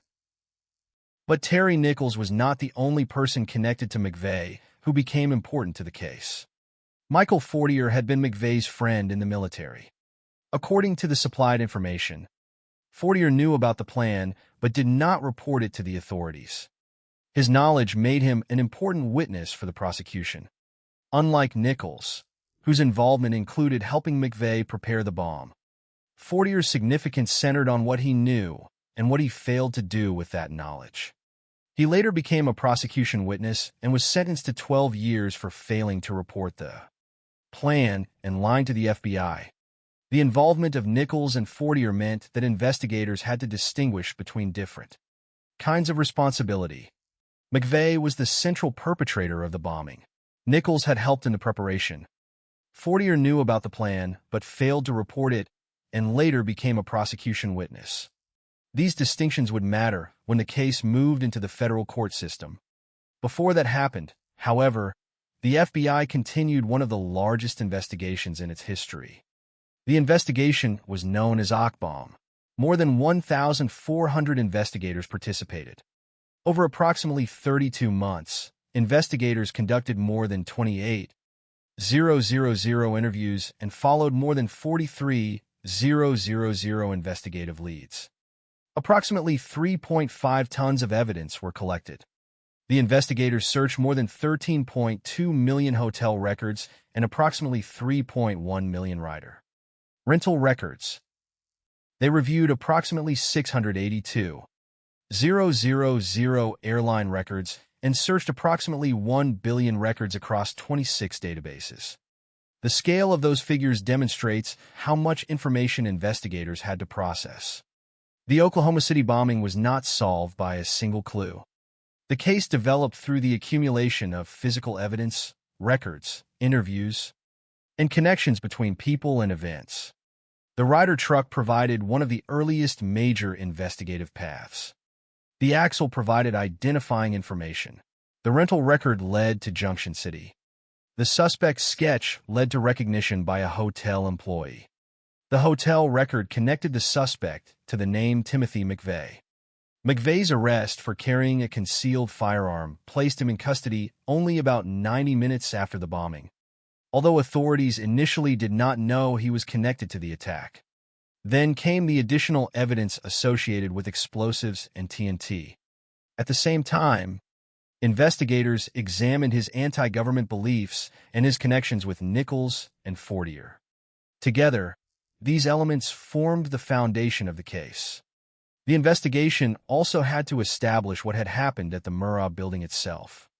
The attack had occurred at approximately 9:02 a.m. on April 19, 1995. Nearly 5,000 pounds of explosives had been placed in a Ryder truck outside the building. Major portions of the 9-story federal building were destroyed. More than 300 surrounding buildings were damaged or destroyed, and vehicles were also affected. 168 people died, including 19 children, while hundreds were injured. The evidence, therefore, had to be understood against the scale of the crime. Investigators were not examining a minor act of vandalism or an isolated act of violence. They were building a case surrounding an attack that had killed more people than any other domestic terrorist act in American history at the time, and which the FBI identified as the deadliest act of domestic terrorism in U.S. history. The ideological background was also important because it helped explain the selection of the Murrah building. McVeigh's increasing hostility toward the federal government, his presence at Waco, his distribution of anti-government material, and the timing of the attack all formed part of the context. But motive and evidence were not the same thing. His beliefs could help explain why the building was chosen, while the physical and documentary evidence helped connect him to the actual crime. The investigation, therefore, had to bring these separate elements together without confusing them. A suspect could have a motive, but the prosecution still needed evidence connecting that suspect to the bombing. In McVeigh's case, investigators had multiple categories of evidence and information. The Ryder truck and its identifying remains, the Junction City rental, the hotel record, the suspect's sketch, the arrest, traces related to explosives, the TNT notation, and his connections to Nichols and Fortier. The enormous Akbomb investigation continued to examine these connections and establish the broader circumstances of the crime. Eventually, the investigation produced a federal case against McVeigh and Nichols. In August 1995, both men were charged with 11 federal offenses related to the bombing. The case was now moving from investigation to prosecution. The question would soon change again. Investigators had spent months assembling evidence and determining who was involved. Prosecutors would have to present that evidence in court and establish McVeigh's legal responsibility for the bombing. For the victims and their families, no verdict could restore what had been lost. But the federal case would determine the legal consequences for the man at the center of the attack. The investigation had begun with a destroyed building and an unidentified bomber. It had followed the remains of a Ryder truck to Junction City, connected a suspect sketch to a hotel record, and discovered that the suspect was already in custody.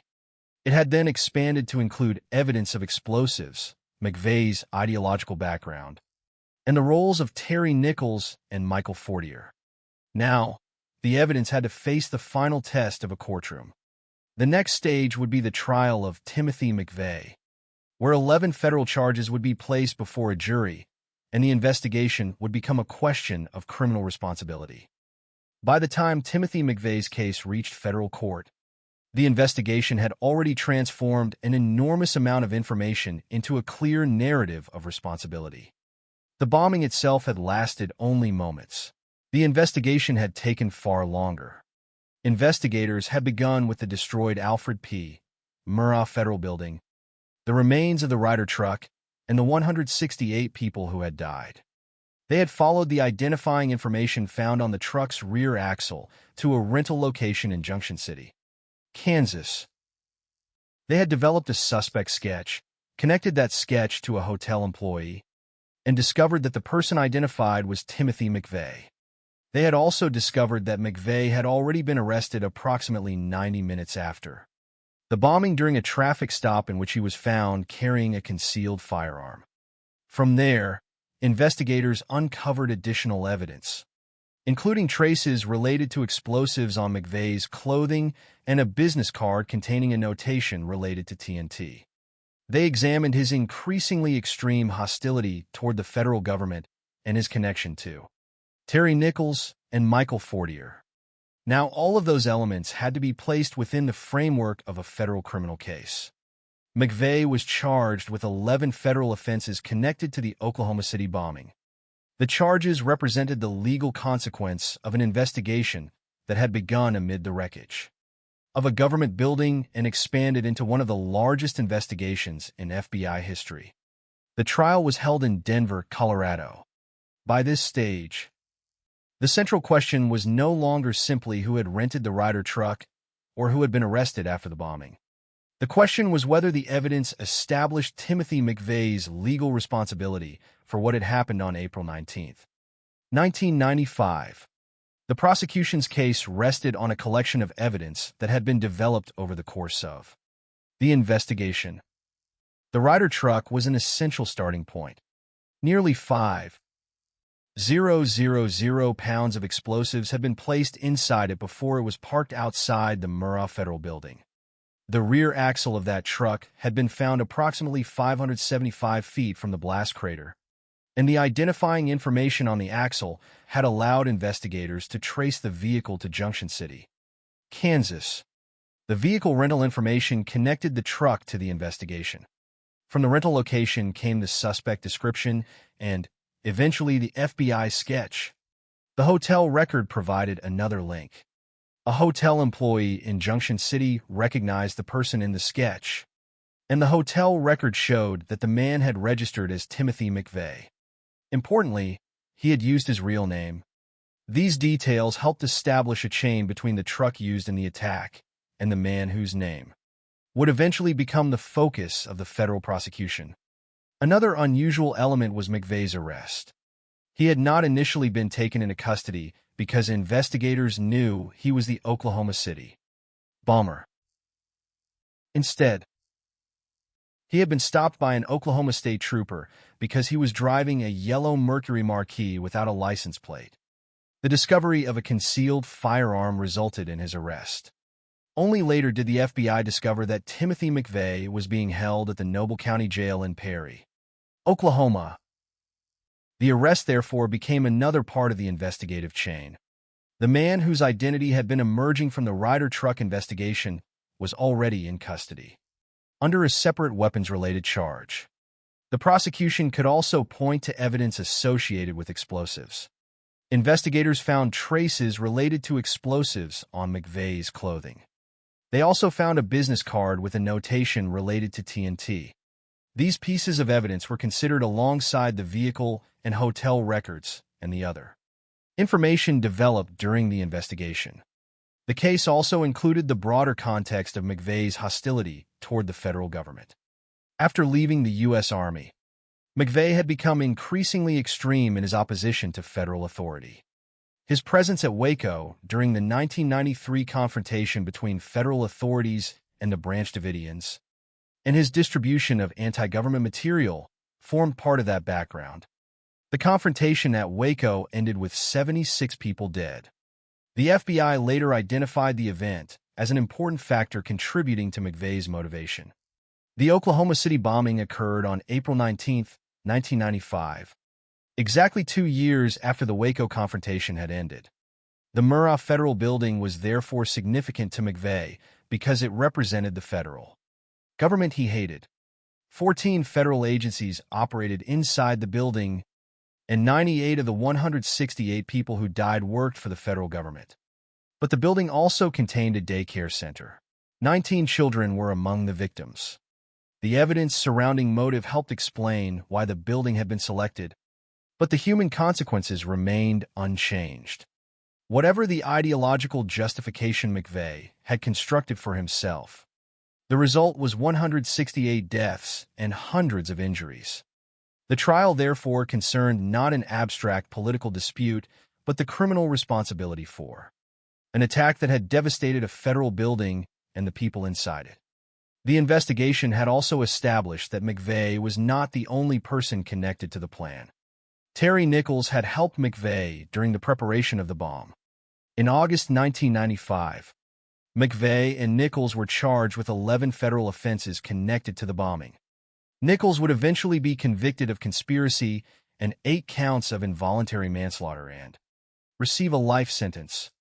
His involvement was significant because it demonstrated that the investigation had identified assistance in the preparation of the attack. Michael Fortier occupied another position.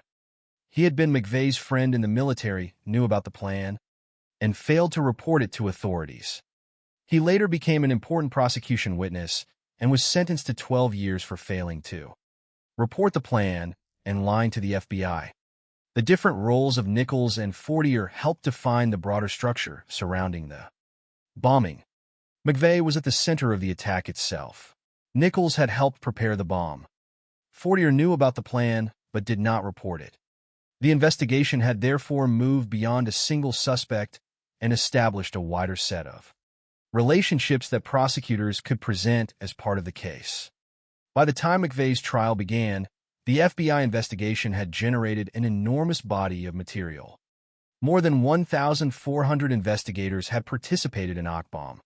Over approximately 32 months, investigators had conducted more than 28,000 interviews and followed more than 43,000 investigative leads. Approximately 3.5 tons of evidence had been collected.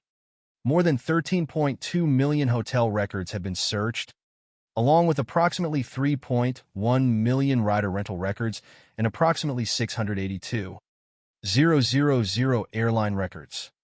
Investigators had also searched approximately 1 billion records across 26 databases. The sheer scale of the investigation demonstrated how much work had gone into establishing the case before it reached the courtroom. But no matter how large an investigation becomes, the final question in a criminal trial remains focused. Did the evidence establish guilt? On June 2, 1997, the answer from the jury was yes. Timothy McVeigh was found guilty on all 11 federal charges. The verdict formally established his criminal responsibility for the offenses brought against him in connection with the bombing.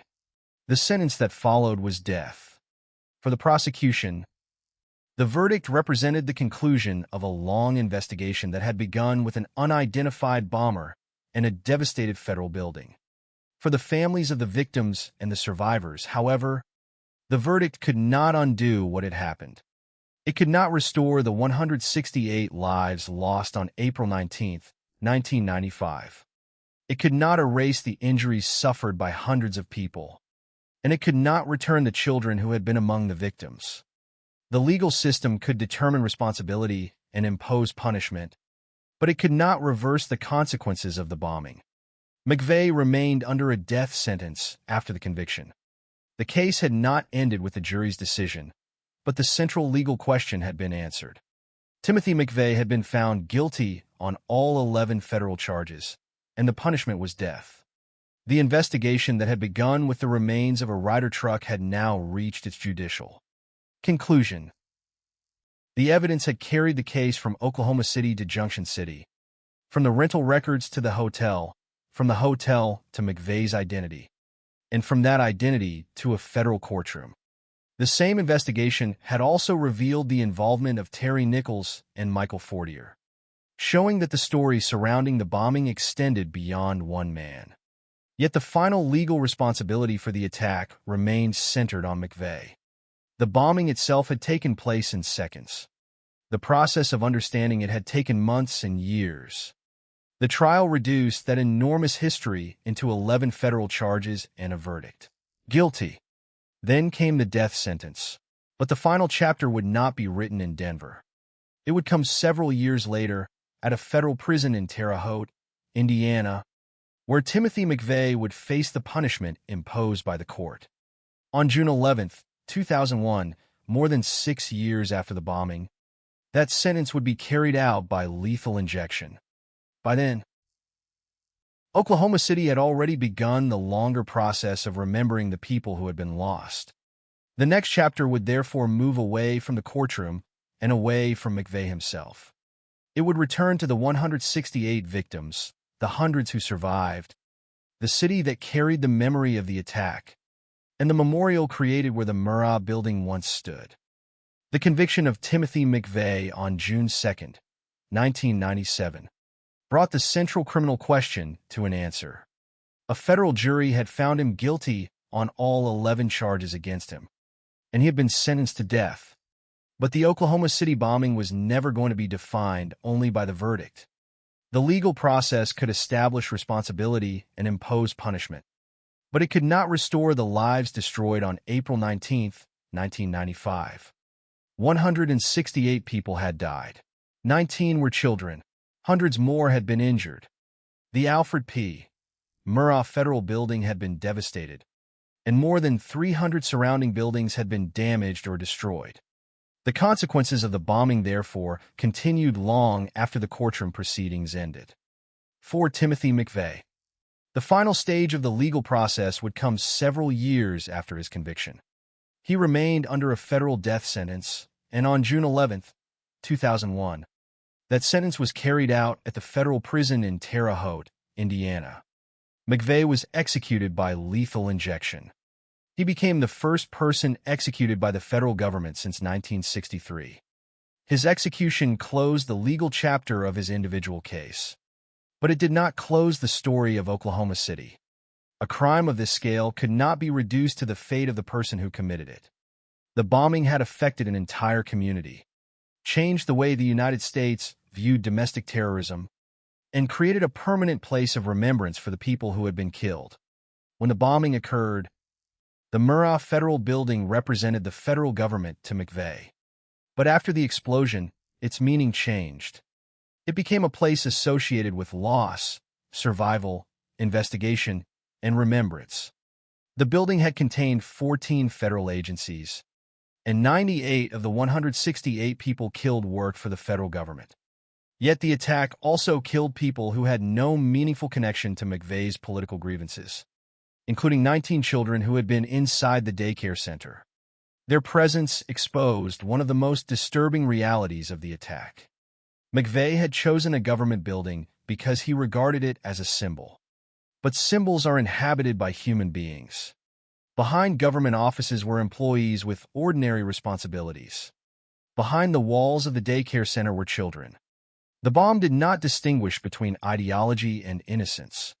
It destroyed the lives of people who happened to be inside the building when the attack occurred. That reality is essential when reflecting on the case. The bombing was motivated by an extremist hatred of the federal government. And the Murrah building was chosen because of what McVeigh believed it represented. But the victims were not abstractions. They were the human cost of turning political anger into mass violence. The investigation had already demonstrated the deliberate nature of the attack. Nearly 5,000 pounds of explosives had been placed in a Ryder truck and parked outside the building. At approximately 9:02 a.m., the bomb exploded. The scale of the destruction showed that the objective was not a limited act of protest. It was an attack capable of causing mass casualties. The consequences were immediate and enormous. Major portions of the 9-story Murrah building were destroyed. More than 300 surrounding buildings were damaged or destroyed. Vehicles were affected. Hundreds of people were injured, and 168 people died. 19 of those victims were children. The numbers are difficult to comprehend precisely because each number represents a person. The supplied information does not provide individual biographies for all 168 victims, and it would be inappropriate to invent details about their lives. But the absence of those individual stories does not make the loss less significant. Instead, it reminds us of the danger of allowing the scale of a tragedy to become abstract. 168 is a number. It is also 168 separate lives. 19 is a number. It is also 19 children who would never leave that building alive. Hundreds more survived with injuries and the memory of an explosion that changed Oklahoma City forever. The bombing also changed the national understanding of terrorism. Before Oklahoma City, many Americans often associated the most serious terrorist threats with organizations or individuals originating outside the United States. The bombing demonstrated something different and deeply unsettling. An American citizen, motivated by extremist anti-government beliefs, could carry out an enormous terrorist attack inside the United States. The FBI identified the Oklahoma City bombing as the deadliest act of domestic terrorism in U.S. history. That distinction placed the case within a broader national discussion about domestic extremism, terrorism, and the responsibilities of law enforcement. The investigation itself had demonstrated the scale of the challenge. Okbomb involved more than 1,400 investigators. Over approximately 32 months, investigators conducted more than 28,000 interviews, followed more than 43,000 investigative leads, and collected approximately 3.5 tons of evidence. They searched millions of hotel, rental, and travel records and approximately 1 billion records across 26 databases. The case showed how difficult it could be to reconstruct a terrorist attack after the fact and how much information law enforcement agencies might have to examine before establishing responsibility. It also demonstrated the importance of cooperation between different parts of the justice system. The investigation connected the physical evidence from the Ryder truck with records from Junction City, a suspect sketch, a hotel employee's recognition, McVeigh's arrest, evidence associated with explosives, and the relationships involving Terry Nichols and Michael Fortier. From those separate pieces, investigators built the case that eventually reached federal court. Yet the lasting significance of the Oklahoma City bombing was not limited to investigative methods. The event became a turning point in how the United States viewed the possibility of domestic terrorism. McVeigh's beliefs had developed into an extremist hostility toward the federal government. His experience at Waco in 1993 became an important part of the background to his motivation. The bombing occurred on April 19th, exactly 2 years after the confrontation at Waco had ended. Those facts help explain the ideological context, but they should never be mistaken for justification. Understanding why McVeigh believed what he believed does not make those beliefs legitimate, and it does not reduce the responsibility for what followed. The final consequence of the bombing was therefore not simply punishment. It was memory. On April 19, 2000, 5 years after the attack, the Oklahoma City National Memorial and Museum was dedicated on the site associated with the Murrah Building.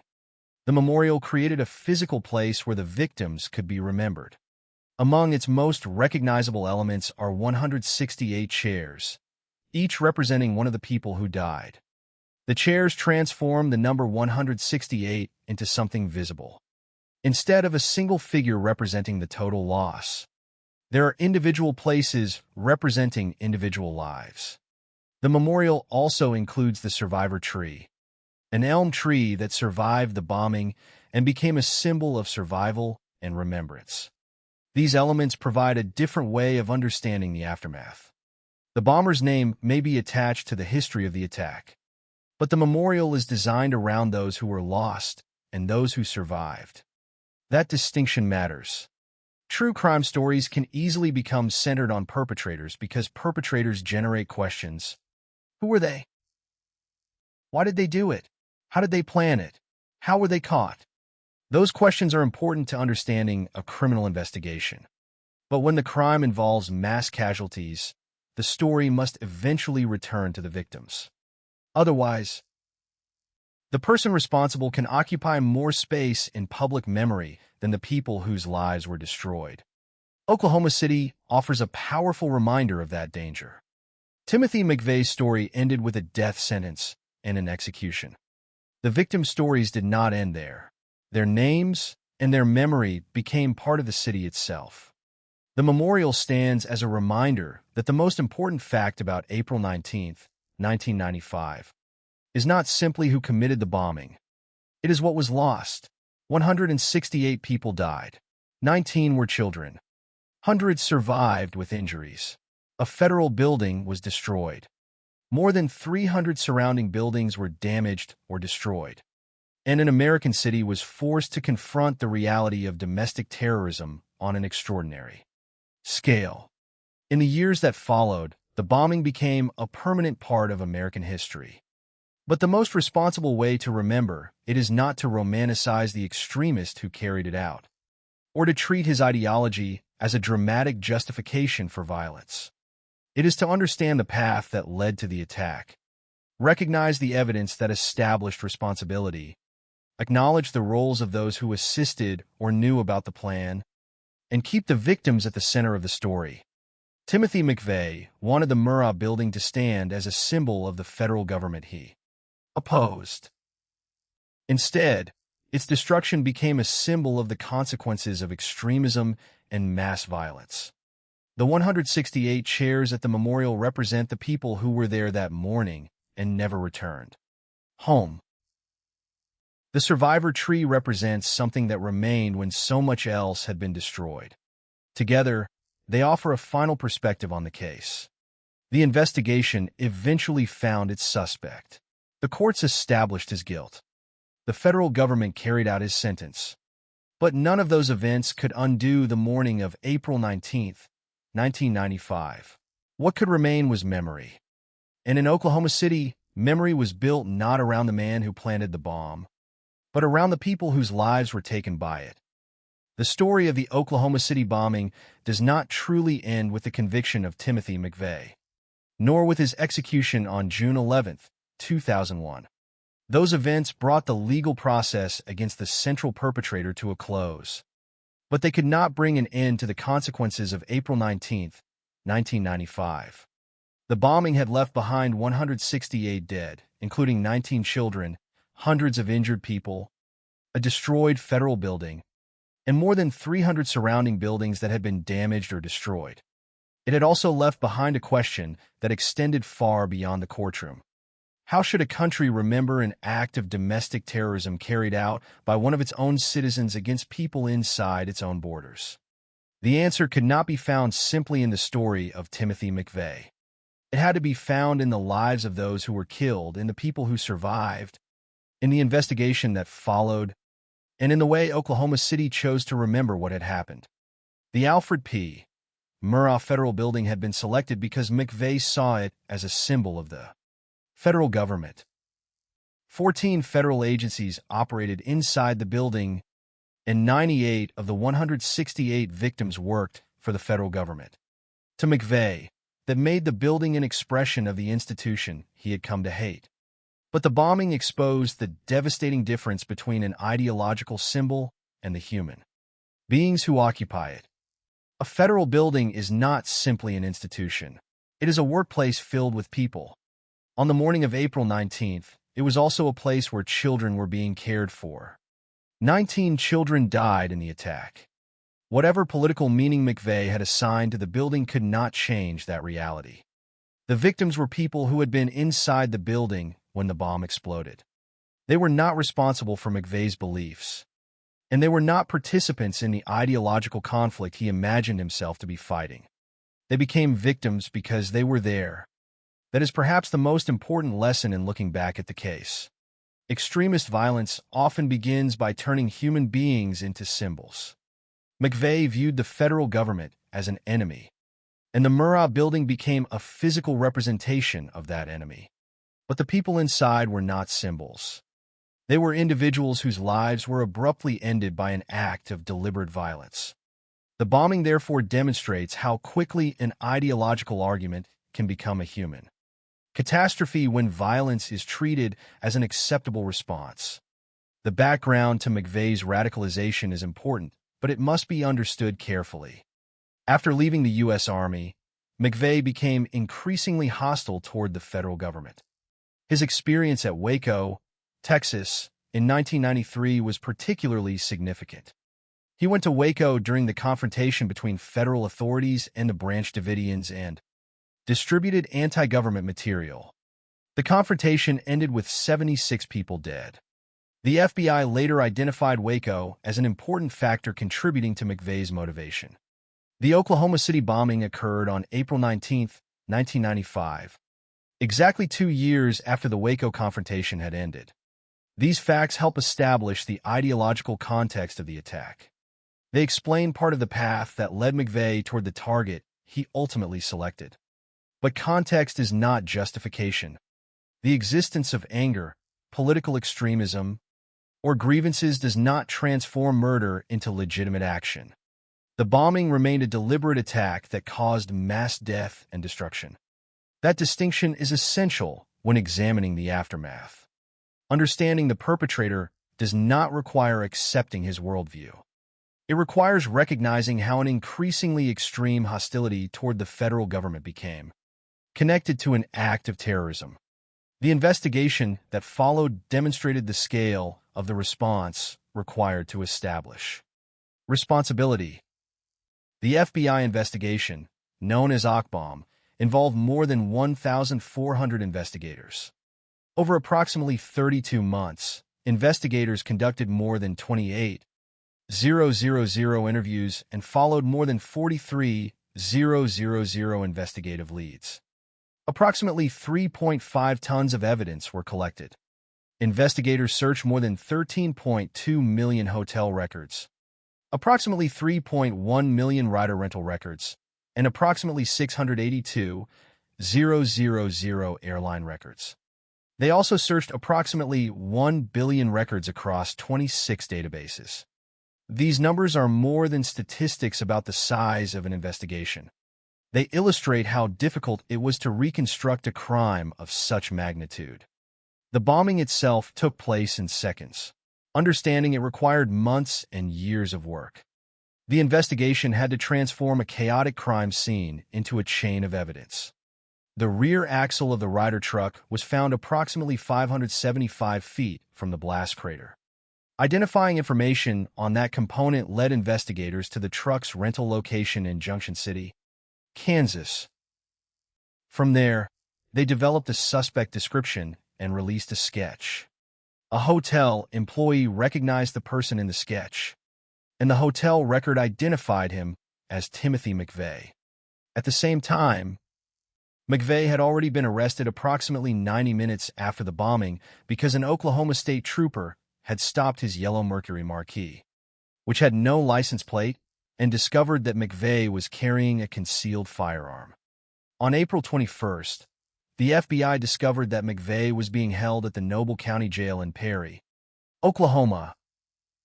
The investigation had effectively found its suspect through two separate paths that converged on the same person. Additional evidence strengthened the case.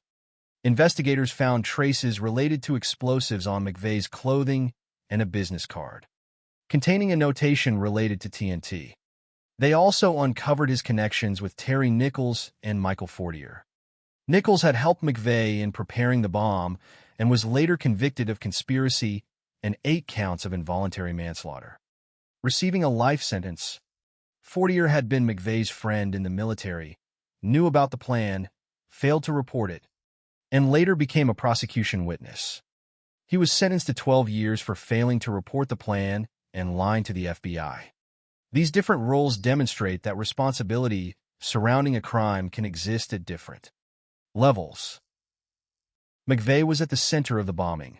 Nichols assisted in preparation. Fortier knew about the plan but failed to report it. The justice system eventually addressed those roles separately. McVeigh was convicted on all 11 federal charges on June 2, 1997, and received a death sentence. His execution took place by lethal injection at the federal prison in Terre Haute, Indiana, on June 11, 2001. But punishment could never be the final measure of the tragedy. The most enduring response came through remembrance.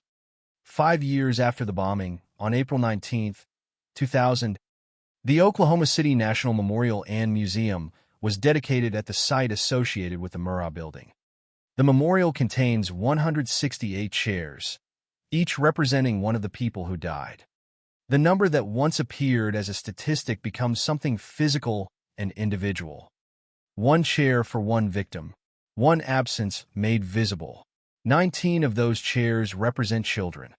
The memorial also includes the survivor tree, an elm that survived the bombing and became a symbol of survival and remembrance. These elements shift the focus away from the perpetrator and toward the people affected by his actions. That is especially important in a case where the perpetrator himself became internationally known.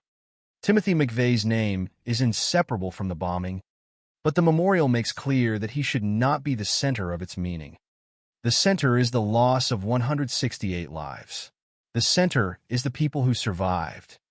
The center is the memory of a place that once functioned as an ordinary federal workplace and daycare center before being transformed into the scene of an unprecedented act of domestic terrorism. The Oklahoma City bombing also changed how the United States understood the threat of domestic terrorism. It demonstrated that the danger could come from within the country and could be driven by extremist hostility toward the federal government. The FBI identified the bombing as the deadliest act of domestic terrorism in U.S. history. That distinction gives the case a place in American history, but historical significance should never overshadow human suffering. The bombing is important because of what it revealed about extremism, investigation, and domestic terrorism, but it is remembered because people died.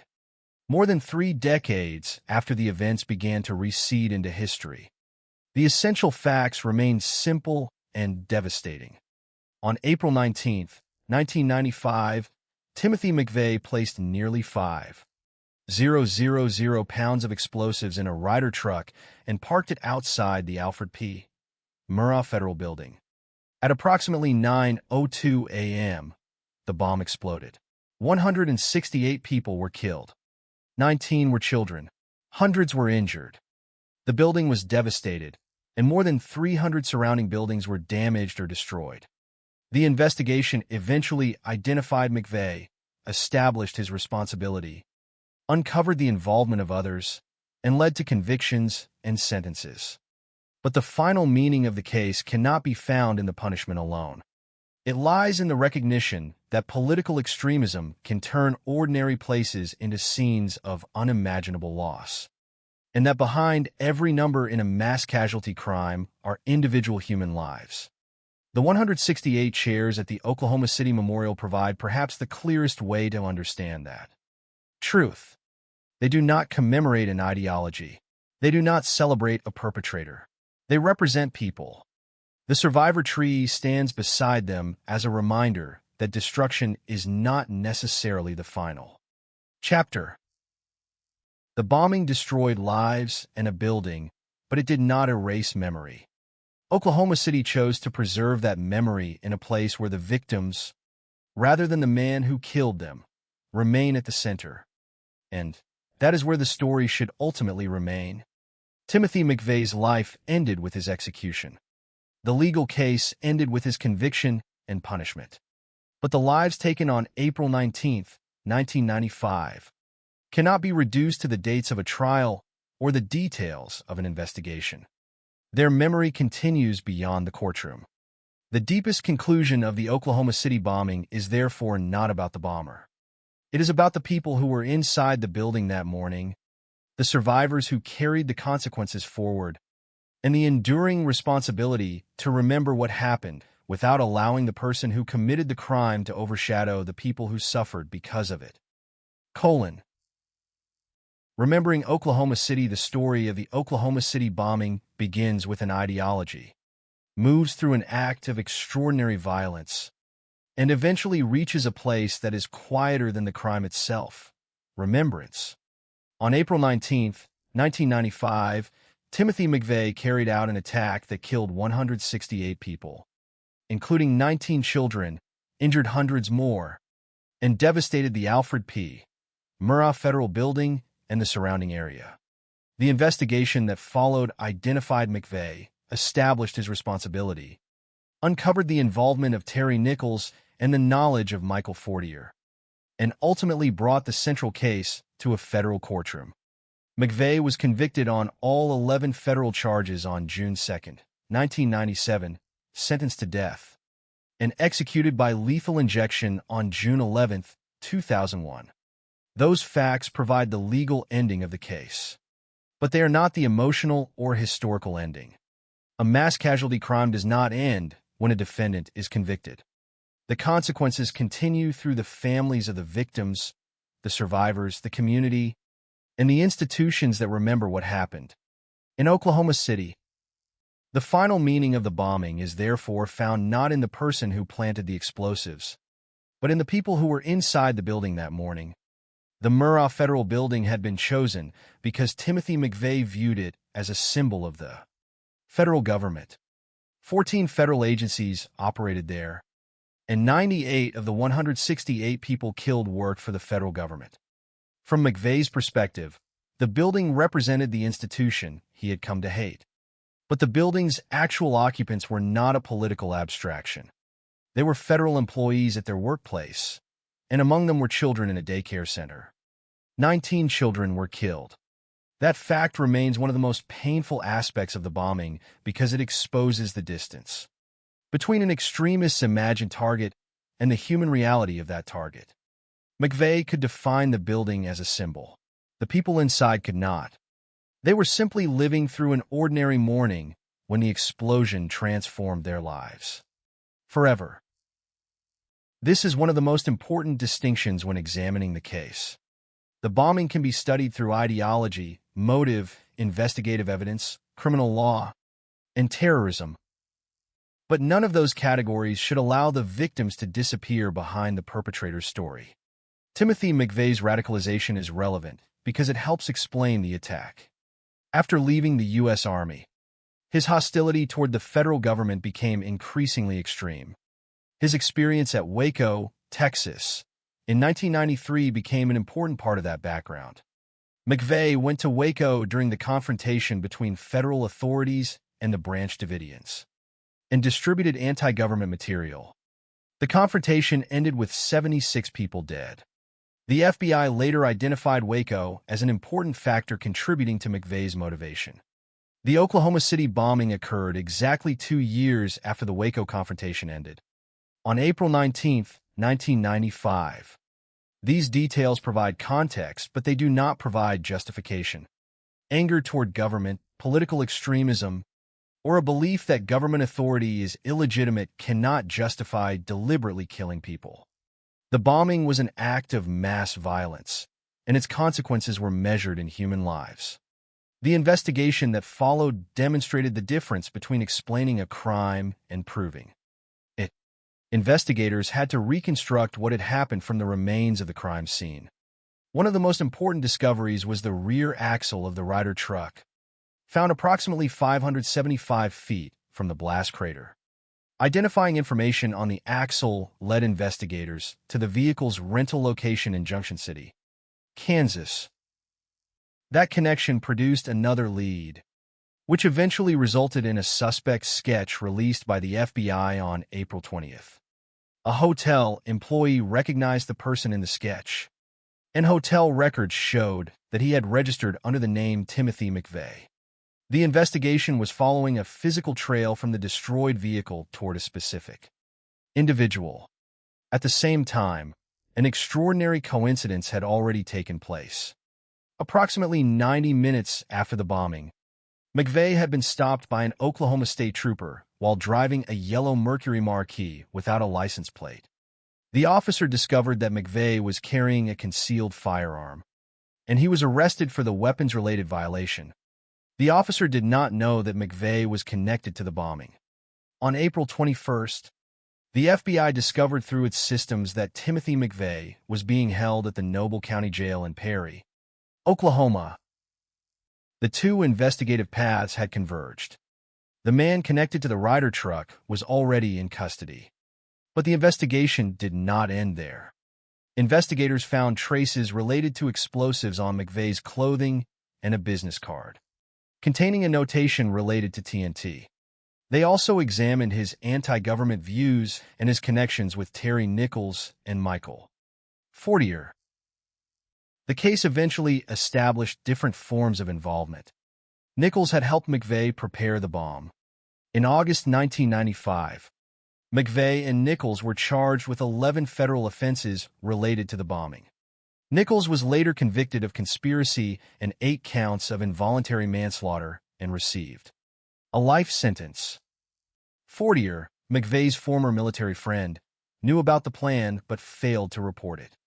He became an important prosecution witness and was sentenced to 12 years for failing to report the plan and lying to the FBI.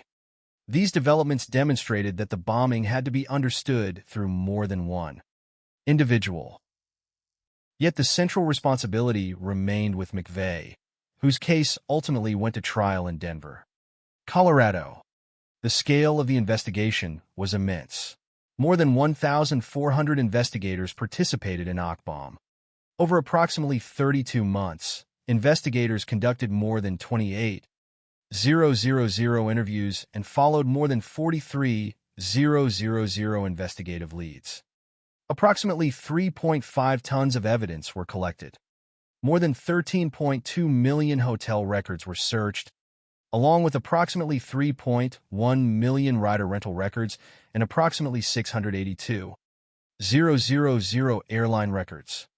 Investigators also searched approximately 1 billion records across 26 databases.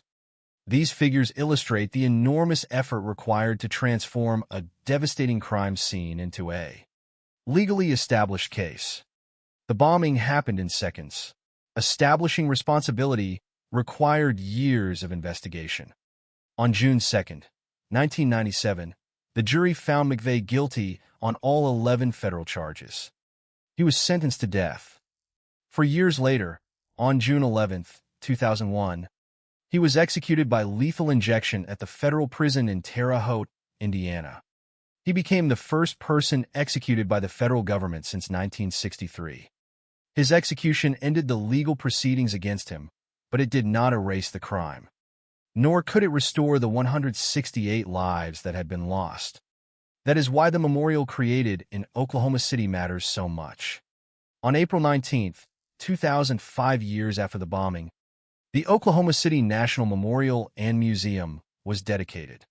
Its most powerful feature is perhaps the simplest: 168 chairs, each representing one victim. The number 168 can easily become abstract when repeated in reports and histories. The chairs make it human again. Each one represents a person who should have continued living beyond April 19, 1995. 19 of those chairs represent children. The memorial also contains the survivor tree, an elm that survived the bombing and became a symbol of survival and remembrance. Together, these elements create a final perspective on the case. The bombing was an act of destruction, but the memorial is an act of remembrance. The bombers sought to destroy a symbol of the federal government. The community ultimately created a place whose meaning is not centered on his ideology or his hatred. It is centered on the victims and on the people who survived. That distinction is crucial. True crime narratives often create a natural temptation to focus on the perpetrator. His identity, motives, beliefs, methods, arrest, trial, and execution all provide dramatic elements. But the more important question is what his actions did to other people. In Oklahoma City, the answer is devastatingly clear. 168 people were killed. Hundreds were injured. A federal building was largely destroyed. More than 300 surrounding buildings were damaged or destroyed. An entire community was forced to confront the reality of domestic terrorism. The FBI identified the Oklahoma City bombing as the deadliest act of domestic terrorism in U.S. history. It demonstrated that extremist violence could emerge from within the United States and could be directed against ordinary people in the name of an ideological struggle. That lesson remains important, but so does another. Understanding extremism requires attention to the process by which hostility becomes dehumanization, and dehumanization becomes violence. The story of Timothy McVeigh does not suggest that every political grievance leads to terrorism. It does, however, show the catastrophic consequences when extremist hatred is transformed into deliberate mass violence. The final responsibility of remembering such an event is to preserve the distinction between explanation and glorification. McVeigh's beliefs can be examined. His background can be studied. The investigation can be reconstructed. The evidence can be analyzed. His trial and execution can be documented. But none of those things should make him the central human figure of the story. The people who died should remain at its center. The Oklahoma City bombing is ultimately remembered through absence. The 168 people who were no longer there, the 19 children who never returned home, and the hundreds whose lives were changed by injury and loss. The memorial's 168 chairs make those absences visible. The survivor tree represents what remained when so much else had been destroyed. And the city itself became part of the remembrance. The final chapter of this case therefore belongs not to the bomber, but to memory. Timothy McVeigh's story ended in a federal prison in Terre Haute. The legal system determined his guilt and carried out his sentence. But the story of the victims continued through their families, survivors, and the memorial that keeps their names connected to the place where they were lost. On April 19, 1995, McVeigh attempted to turn the Murrah Federal Building into a symbol of his hatred for the federal government.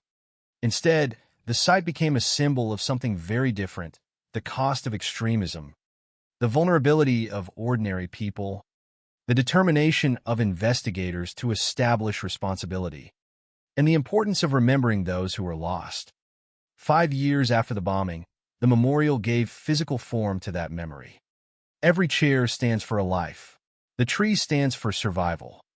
And together they ensure that the final image of Oklahoma City is not the explosion, not the bomber, and not the execution. It is remembrance. The most enduring truth of the case is therefore also the simplest. Behind the statistics were human beings. Behind the damaged building were people who had gone there that morning to work and to care for children. Behind the investigations were families waiting for answers. Behind the verdict were lives that could never be restored. And beyond the execution was a community that still had to remember. The Oklahoma City bombing cannot be undone, but it can be understood, documented, and remembered with the victims at the center. That is where this story should end, not with Timothy McVeigh, but with the 168 people whose lives were taken, the survivors who carried the aftermath forward, and the enduring obligation to remember what happened on the morning of April 19, 1995.